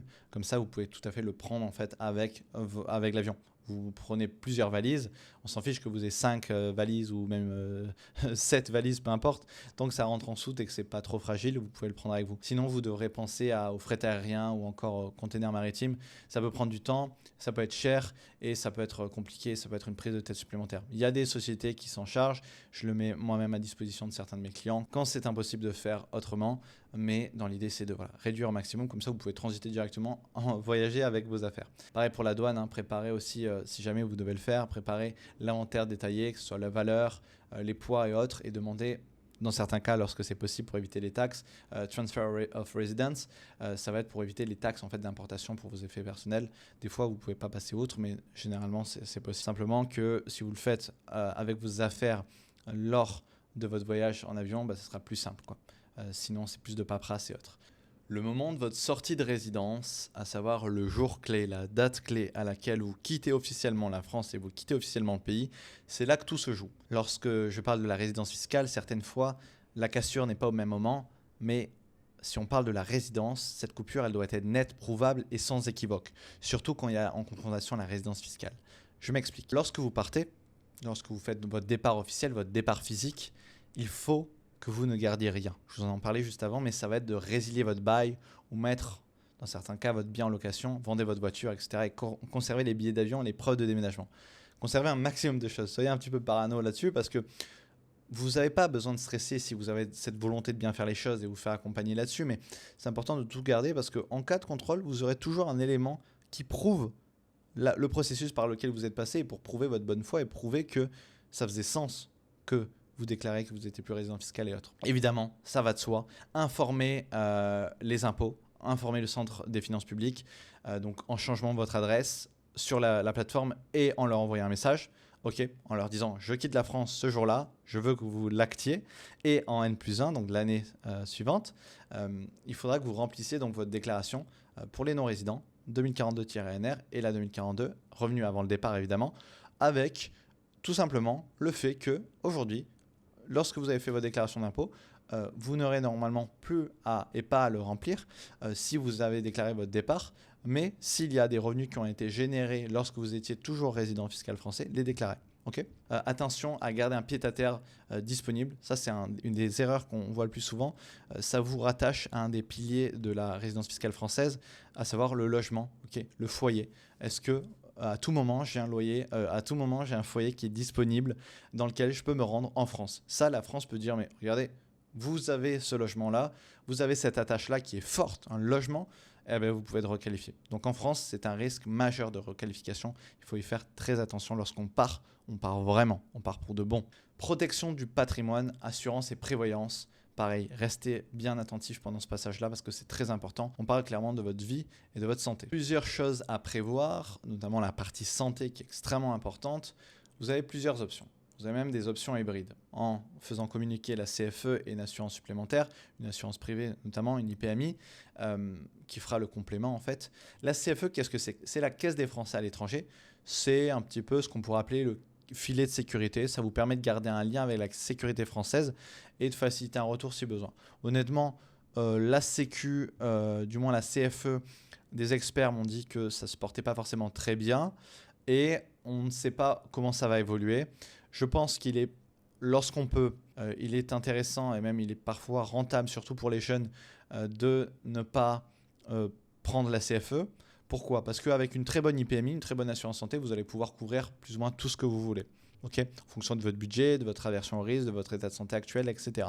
Mais l'assurance santé dit du premier euro, avec le direct billing, le tiers payant, ça va être une couverture avec des assurances santé que je recommande, des bonnes assurances santé. On parle de grosses assurances du type Ener, Apri, Laxa, il y en a plein, Morgan Price, etc., etc. Il y en a plein, même si c'est indispensable dans tous les pays, encore plus dans les pays à coûts médicaux élevés. Pourquoi ? Parce que la CFE, imaginons que vous aviez que la CFE, ça vous couvre sur le barème français. Donc le problème, c'est que si vous allez, je sais pas, par exemple en Asie, en Thaïlande, voilà, je donne l'exemple de la Thaïlande, dans un très bon hôpital privé, Bangkok Hospital ou encore d'autres, vous allez voir, bon, le service est exceptionnel, mais vous allez voir que les prix peuvent monter très très vite. On peut des fois même comparer ça à les États-Unis, par exemple, que vous devez connaître pour ses coûts exorbitants. Ça peut être aussi le cas en Thaïlande et dans d'autres pays d'ailleurs. Donc c'est important de faire un arbitrage entre est-ce que je prends que la CFE, est-ce que je prends la CFE plus une IPMI, ce que vous pouvez connaître sous le nom de complémentaire santé, ou je prends qu'une IPMI. Donc voilà. Moi, je mets à disposition des experts avec qui je travaille, que ce soit des experts ou des brokers ou quoi, qui vous trouvent les bonnes assurances santé en fonction de votre profil, de votre budget, de votre âge, de votre aversion au risque, etc. et qui vous la conseillent. C'est pas plus cher, c'est pas moins cher. Simplement, il vous fait des devis différents et vous explique quel est le meilleur contrat d'assurance ou celui qui est le plus recommandé dans votre situation bien particulière. On ne s'improvise pas expert en assurance santé, surtout à l'international avec des contrats qui peuvent être parfois compliqués. Il faut comprendre aussi la mécanique derrière des hôpitaux et du fonctionnement avec les assurances santé. Je tiens à mentionner que votre carte vitale, au cas où vous ne le sauriez pas, elle ne fonctionne plus, elle ne marche plus lorsque vous faites votre changement de résidence et vous le demandez à Amélie. Amélie, c'est la plateforme, à la sécurité sociale. Et c'est important qu'elle ne fonctionne plus parce que vous ne gardez plus cette attache qui est normalement réservée aux résidents fiscaux français ou à ceux qui cotisent. Si vous voulez plus cotiser, du moins si vous voulez plus payer d'impôts, vous ne pouvez pas prétendre à quelque chose pour lequel vous devez initialement cotiser et payer des impôts en France. Sinon, vous allez être à risque aussi en termes de requalification pour la partie sécurité sociale. Business et capital, pareil. Tout ce qui est responsabilité civile, pareil, c'est des choses qui peuvent être mises en place également pour protéger votre société et des litiges avec d'éventuels clients, même à l'international. Alors, à faire attention en fonction des juridictions comme les USA, c'est souvent des options. Il y a d'autres juridictions, pareil, pour les assurances santé. Généralement, il faut faire gaffe. Les USA, Singapour, Hong Kong, c'est généralement des destinations qui ne sont pas comprises. Et il y a des zones. C'est-à-dire que certains pays sont plus chers parce qu'on sait que les coûts de santé sont plus élevés, etc. Donc, c'est pareil pour les responsabilités civiles. On sait que quand il y a, par exemple, un litige avec un client aux USA, ça peut être beaucoup plus coûteux. Donc, voilà, à prévoir. Toujours en cas de prévoyance, faire attention à ces détails-là et se faire accompagner, c'est aussi important pour ça, pour ne pas avoir de mauvaises surprises. Pareil pour Income Protection, savoir que lorsque vous quittez la France, vous ne cotisez plus et donc si jamais vous avez une perte de votre emploi ou une perte de votre business en termes de chiffre d'affaires ou autre, il n'y a plus Pôle emploi, il n'y a plus France Travail. Donc si vous ne pouvez plus travailler, par raison d'un accident, vous ne pouvez plus payer votre loyer, etc., il ne faut pas négliger ce point-là parce que ça peut peser énormément dans la balance et ça peut au final vous ruiner ou vous faire passer dans une situation qui est extrêmement complexe à prévoir également pour protéger votre business, votre capital et votre vie. Voilà, je parlais un petit peu aussi des assurances vie, notamment luxembourgeoises, qui est un outil, pas pour tout le monde, ok, pour des patrimoines qui sont élevés, plus de 250 000 euros, qui est un outil qui est relativement performant pour la protection de vos actifs. Alors, on peut s'imaginer un triangle de sécurité pour les patrimoines supérieurs à 250 000 euros. Lorsque vous voulez mettre des fonds dessus et les protéger, ça peut être une option lorsque vous atteignez certains stades. L'expatriation ne doit pas être une prise de risque inconsidérée. On n'est pas là. Il y a un truc que je dis tout le temps, c'est on ne fait pas d'économie sur les assurances santé et sur les montages fiscaux avec les structures fiscales. On peut pas faire de l'économie sur ces choses-là qui sont très importantes. Ça ne veut pas dire prendre n'importe quel montage, payer des prix exorbitants quand il n'y a pas besoin, mais on prend le temps de regarder bien les choses et on n'essaie pas de gratter le moindre euro. C'est trop important parce que lorsqu'il y a un problème, c'est sur une assurance qu'on se retourne et c'est sur un montage fiscal qui est bancal qu'on pourra remettre en considération si jamais vous souhaitez aller plus loin dans ce projet d'expatriation. Vous pouvez aussi cliquer sur le lien dans la description ou rejoindre en scannant le QR code mon groupe WhatsApp. On pourra réserver un appel ensemble et mettre en place des stratégies pour vous expatrier de A à Z sur la vie perso et la vie pro. On a abordé la partie juridique, la partie bancaire, les visas et les résidences. Mais il y a une question qui demeure dont je vous parlais au début. Pourquoi 80% des entrepreneurs rentrent au bout d'un an, voire dans 2 ans, s'ils sont chanceux? Je vais vous donner la réponse dans 5 minutes. Ça va aller vite, mais c'est important que vous ayez toujours cette question en tête de qu'est-ce que je ne dois pas manquer, qu'est-ce que je ne dois pas oublier si je vais expatrier pour ne pas faire partie de ces 80% des personnes qui rentrent au final. On va parler du capital humain. 80% également de la réussite, elle est ici. Parce que vous êtes avant tout, avant d'être un montage fiscal, avant d'être une boîte ou autre, vous êtes avant tout une personne. C'est pas, j'aime bien donner cette expression, c'est pas que vos impôts qui s'expatrient, c'est vous aussi. Donc il faut que vous vous sentiez bien. Et la partie psychologique, le réseau ou encore l'équilibre de vie est extrêmement important. La fiscalité, elle vous enrichit, mais l'humain vous fait rester. On reste dans un pays, pas parce que les impôts sont super avantageux, parce qu'on s'y sent bien, parce que notre entourage se sent bien, parce qu'on a une meilleure qualité de vie, parce qu'on est en bonne santé, parce que l'environnement nous donne le moral, nous donne la motivation, nous donne cette productivité dont on a besoin pour continuer à avancer dans notre business. Le choc culturel. Il faut qu'on comprenne quelque chose, il faut que vous compreniez quelque chose lorsque vous souhaitez vous expatrier. Le choc culturel, c'est quelque chose qui peut arriver à plein de gens et sans prévenir, un petit peu ce mur qu'on se prend en face qui nous fait perdre tous nos repères, le sentiment d'être chez soi. Évidemment, on part, c'est normal, mais avoir ce sentiment d'être perdu, presque déboussolé. Et pour éviter tout ça, il faut mettre plein de choses en place et il faut comprendre plein de choses. Il faut comprendre notamment les codes locaux. Il faut savoir que quand on s'expatrie, il ne faut pas avoir cette mentalité trop française, franco-française, qui est de je transvase ma vie d'avant dans ce nouveau pays et tout le monde doit s'adapter parce que c'est moi qui est français. Les gens s'adaptent, voilà. Non, on ne s'impose pas dans un pays, on s'y adapte. C'est nous qui devons nous adapter, ce n'est pas eux. Parce que expatrié, c'est un petit peu un synonyme d'immigré. C'est-à-dire qu'on vient, on immigre dans un pays qui n'est pas le nôtre. Évidemment, on a cette dimension proactive de l'expatriation, de la fiscalité, d'améliorer son qualité de vie, mais avant tout, on se déplace pour aller mieux dans un pays, mais pour ça, il faut qu'on s'adapte pour comprendre les codes locaux. Évidemment, si vous allez dans un pays qui parle anglais, qui est anglophone, c'est génial. Ou même, prenons l'exemple de certains pays, prenons l'exemple de Dubaï, des Émirats, qui est un pays dont la langue officielle n'est pas l'anglais, mais tout le monde parle anglais et tout le monde parle très bien anglais. Même si c'est important d'avoir des mots supplémentaires, voilà, vous pouvez vous en sortir. Par contre, si vous allez dans un pays où la langue officielle ou la langue la plus parlée n'est pas l'anglais, même si tout le monde parle anglais, apprendre les 100 mots de base les plus importants, ceux qui vont revenir, voilà, les bonjours, les merci, les s'il vous plaît, ça va changer beaucoup de choses. Ça va changer surtout la perception des locaux à votre égard. C'est-à-dire, ils vont vous dire, ok, le mec, il n'est pas thaïlandais, il n'est pas émirati, il n'est pas ce que tu veux, mais par contre, il fait cet effort-là. Et pour l'intégration et même pour le regard que peuvent avoir les locaux envers vous, va radicalement changer. Ça peut être un sourire, ça peut être... voilà, ils vont peut-être vous faire vous allez avoir un traitement un petit peu plus agréable parce qu'ils voient que vous faites de l'effort. D'ailleurs, on en parle souvent et moi j'aide aussi mes clients là-dessus. C'est si vous avez ce problème aujourd'hui de langue, que ce soit l'anglais ou autre, mais surtout l'anglais qui est quand même très important, la langue internationale, va falloir y travailler. Moi, je peux vous aider. Moi-même, ma partenaire est prof d'anglais, donc je peux vous mettre à disposition ce genre de choses dans l'accompagnement. Mais il faut comprendre que la langue, ça va être vraiment l'outil qui va vous permettre de vous intégrer au mieux, de créer des connexions à l'international. Je vais parler aussi de la partie non verbale, surtout dans certains pays, notamment en Asie par exemple. Le silence est une réponse. Il faut comprendre ça. Les codes que vous avez, les micro-expressions que vous comprenez en France, les non-dits, les choses qu'on comprend sans devoir parler, ce ne sont absolument pas les mêmes ailleurs.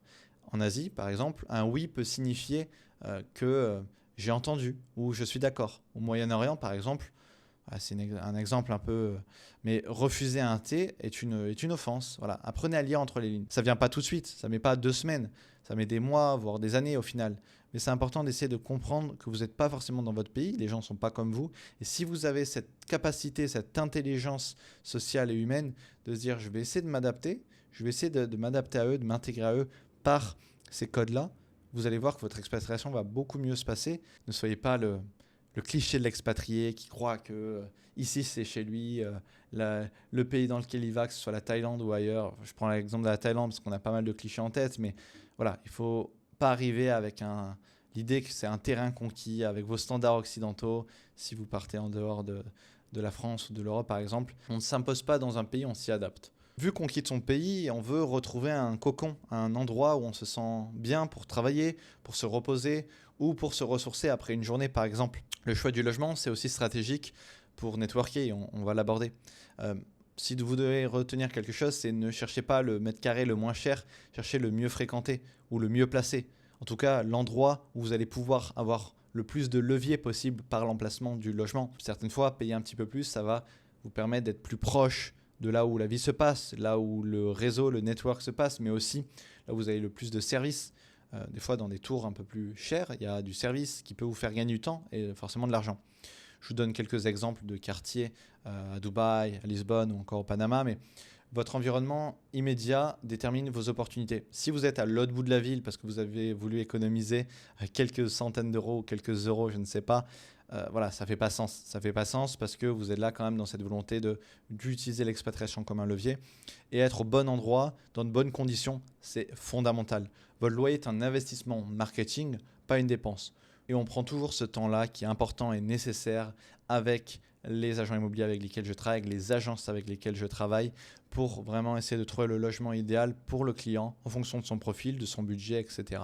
Ce que je vous conseille généralement, c'est de, lorsque vous arrivez dans le pays, prendre un logement, un hôtel, un Airbnb, 1 à 2 semaines avant de chercher les logements réellement. Comme ça, vous avez un pied à terre et vous en faites. Ensuite, vous allez comprendre un peu ce sur quoi vous devez vous attarder. Que ce soit, je ne sais pas, la moisissure, le quartier, le sentiment de sécurité, tous ces éléments-là. Il y a plein de détails et ça, c'est le travail que je fais avec les clients également. Qu'est-ce qui est important pour la personne et qu'est-ce qu'elle doit regarder lors des visites, avec les agents immobiliers.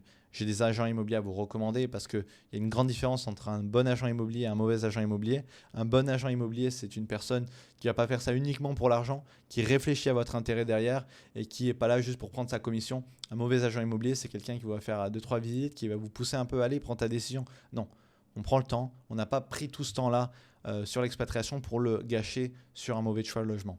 J'en ai pas parlé, mais le choix d'un logement qui n'est pas forcément le moins cher, des fois, ça peut être aussi s'écarter de coûts cachés.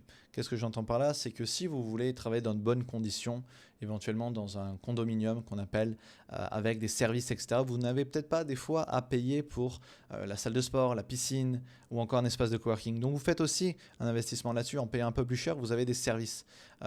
Faut faire cet arbitrage-là toujours, de regarder pourquoi je ne paie pas cher, qu'est-ce que j'y perds au final. Et quand je paie cher, comprendre pourquoi je paie cher et qu'est-ce que j'y gagne. Et comparer le logement, pas uniquement sur les mètres carrés hautes, c'est qu'est-ce que je gagne à aller dans ce logement, qu'est-ce qu'il y a inclus directement ou indirectement dans ce logement-là.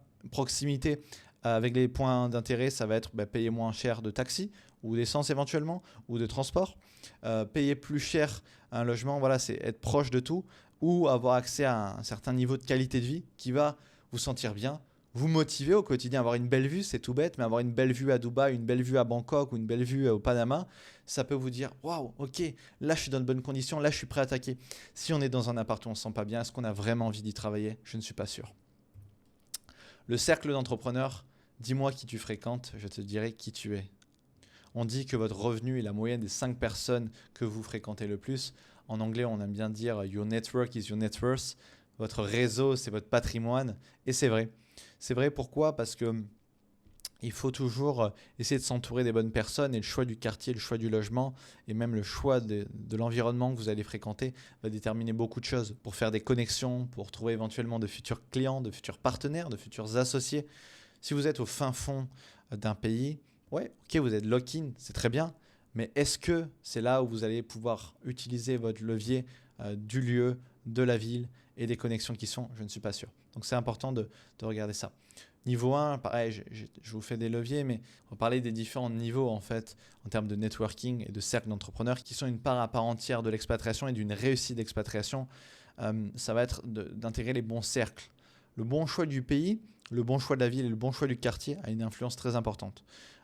Voilà, il y a plein de solutions que vous pouvez adopter, que ce soit des groupes gratuits sur Facebook. Voilà, c'est la base. Envoyer même un message sur Instagram, c'est très bien, c'est un bon commencement, mais vous pouvez aussi faire tout ce travail de recherche et je peux aussi vous mettre à disposition, que ce soit mon réseau ou des cercles que j'ai déjà intégrés pour moi ou pour des clients, pour que vous puissiez pas perdre de temps au final. L'idée, quand on s'expatrie, c'est d'aller vite et d'aller vite de la bonne manière, d'être effectif, d'être efficient. Ce que j'entends par là, ça va être aussi intégrer des clubs privés, des clubs locaux, des expatriés déjà résidents. Voilà, je peux déjà vous faire profiter de mon réseau, du réseau de mes clients, des gens que j'ai déjà accompagnés, mais aussi de cercles, de clubs dans lesquels je fais partie, que je peux vous faire profiter. Je prends l'exemple de Malte. On a des groupes aujourd'hui WhatsApp où il y a plusieurs centaines de membres. Voilà, c'est quand même très bien quand on arrive dans un pays qu'on ne connaît personne, même si on est venu avec des amis, de directement percer. Évidemment, se sociabiliser, c'est important, de rencontrer des gens juste pour sortir un petit peu du train-train et se détendre un peu, mais Je vous dirais de ne pas chercher forcément des amis que pour boire des verres. Cherchez plus des personnes avec qui vous pouvez bâtir des empires, bâtir réellement des connexions, du business, mettre en place des synergies.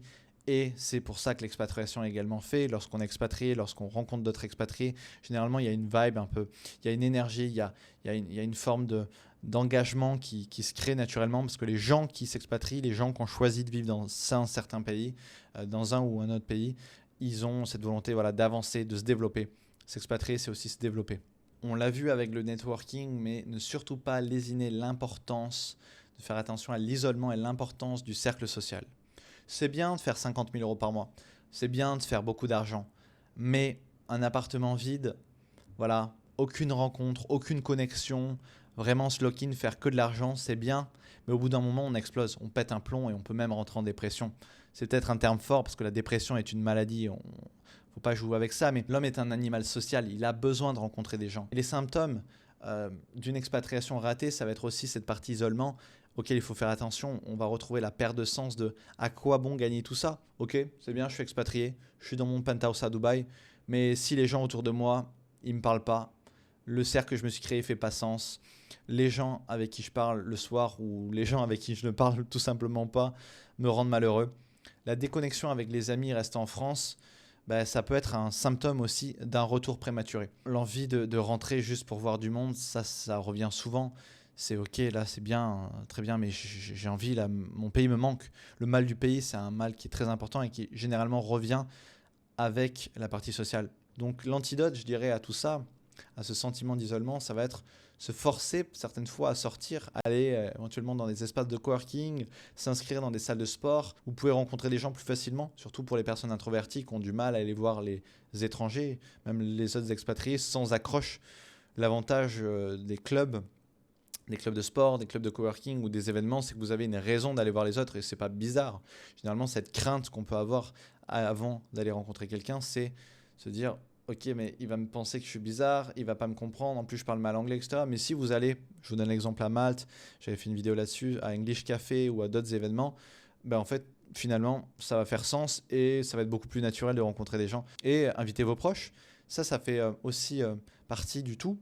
Faut pas dire au revoir à la France à 100% sur ce qui nous plaisait avant. Parce que quand on quitte un pays, il y a forcément des choses qu'on regrette ou du moins sur lesquelles on peut avoir des remords. C'est la famille, c'est les gens. Donc ne pas hésiter à se refaire des petites piqûres de rappel, retourner en France de temps en temps pour voir la famille, les amis ou même à les inviter pour qu'ils vous rendent visite. Et ça va vous faire du bien, ça va peut-être vous faire une bouffée d'air frais, de se dire « Ah, ok, mes proches sont revenus, là ça me donne la niaque de continuer, etc. » Parce qu'on peut bien se sentir dans un pays tout en ayant le manque. Ça peut arriver. Et il ne faut pas croire qu'on est binaire, noir ou blanc. Il faut se dire que, ok, on se sent bien dans le pays, on ne paie pas d'impôts, on est très bien, on est content, mais de temps en temps, revoir la famille, les amis qui sont restés au pays, ça peut redonner ce coup de boost dont vous avez besoin en tant qu'entrepreneur.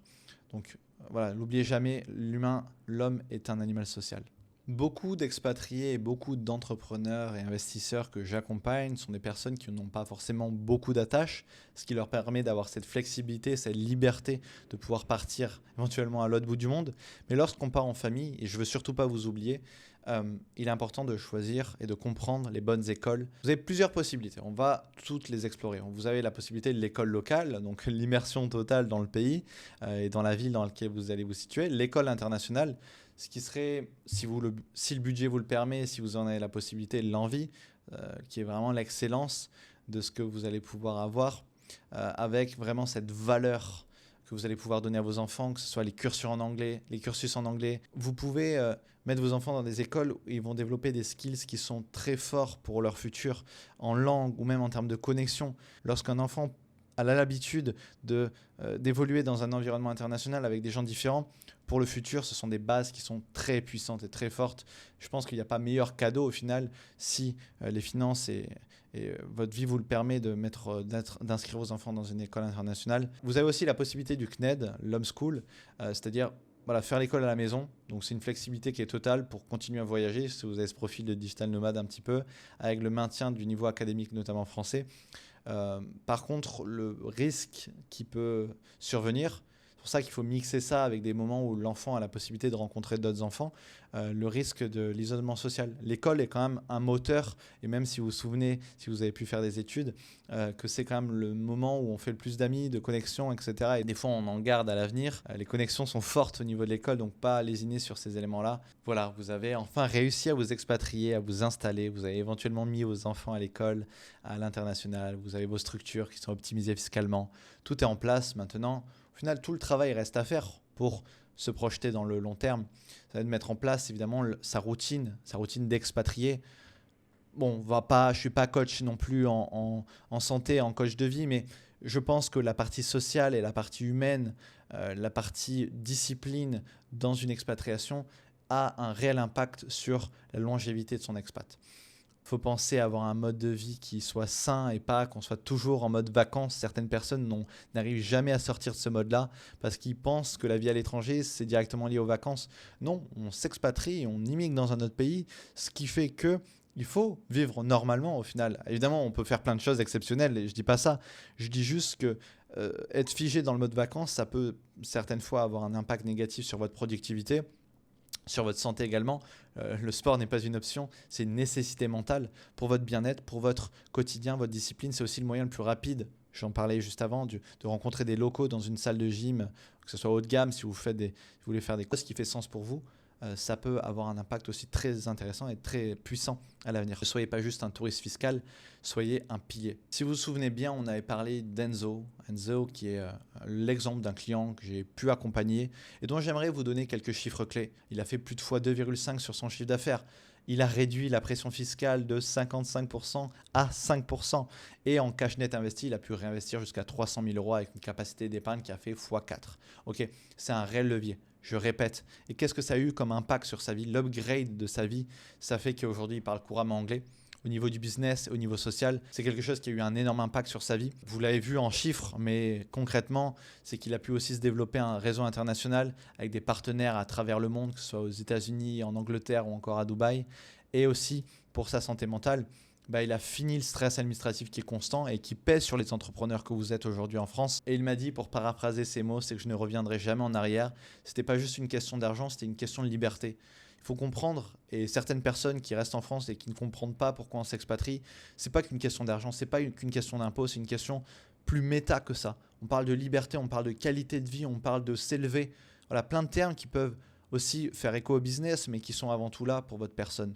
L'expatriation n'est pas une suite, c'est une accélération, c'est un levier. Pour faire une synthèse finale du succès qu'a été l'expatriation d'Enzo notamment, et celle de dizaines et dizaines d'entrepreneurs que j'ai pu accompagner, et de peut-être la vôtre dans le futur, et je vous le souhaite fortement. On est passé par le bilan, ce bilan qui est très important, qui est primordial pour une expatriation réussie. Ensuite, on s'est attaqué au choix du pays en fonction de plein de critères, que ce soit la structure juridique, le pays de résidence, etc., la fiscalité, la loi, évidemment la partie pratique, la partie paperasse, la partie administrative qui a son importance unique, et encore la vie sur place, comment je me sens bien chez moi, comment je m'installe bien, comment je m'intègre bien, la partie sociale, la partie logement, et encore pour terminer, on l'a vu juste avant, la partie routine de comment se sentir à sa place, ok, et comment pouvoir durer sur le long terme.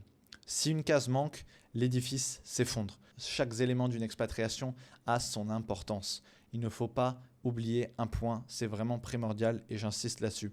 Pour vous faire un récapitulatif, on passe toujours par la phase de bilan, la phase de choix, la phase de loi, la phase de vie.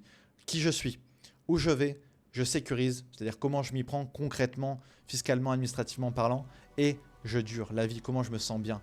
Et ça, au final, c'est le chemin vers la liberté d'une expatriation réussie. Pour tous ceux qui sont restés jusqu'à la fin de cette vidéo, si vous voulez avoir un maximum de stratégie en plus de ce que je vous ai partagé aujourd'hui et de ce que je partage sur YouTube, vous pouvez avoir la possibilité de réserver un appel expatriation qui est tout à fait offert, qui me permettra premièrement de vous aider à y voir plus clair, de mettre en place un audit de votre situation. Ça permettra également de valider votre éligibilité au framework dont on a parlé aujourd'hui, SQE, sécurité, stabilité, qualité de vie et environnement économique. Pour votre choix de pays, vous pourrez repartir avec une feuille de route claire et précise de dans quel pays je vous conseille de vous expatrier, dans quel pays vous feriez mieux de vous expatrier de manière optimisée, et enfin une feuille de route personnalisée, je le disais, mais voilà. Et voilà, cette masterclass, ce guide ultime est enfin terminée. Je vous remercie infiniment d'être resté jusqu'au bout. Je vous dis à très bientôt et puis bonne continuation dans vos projets. Let's go. I wake up to a little bit of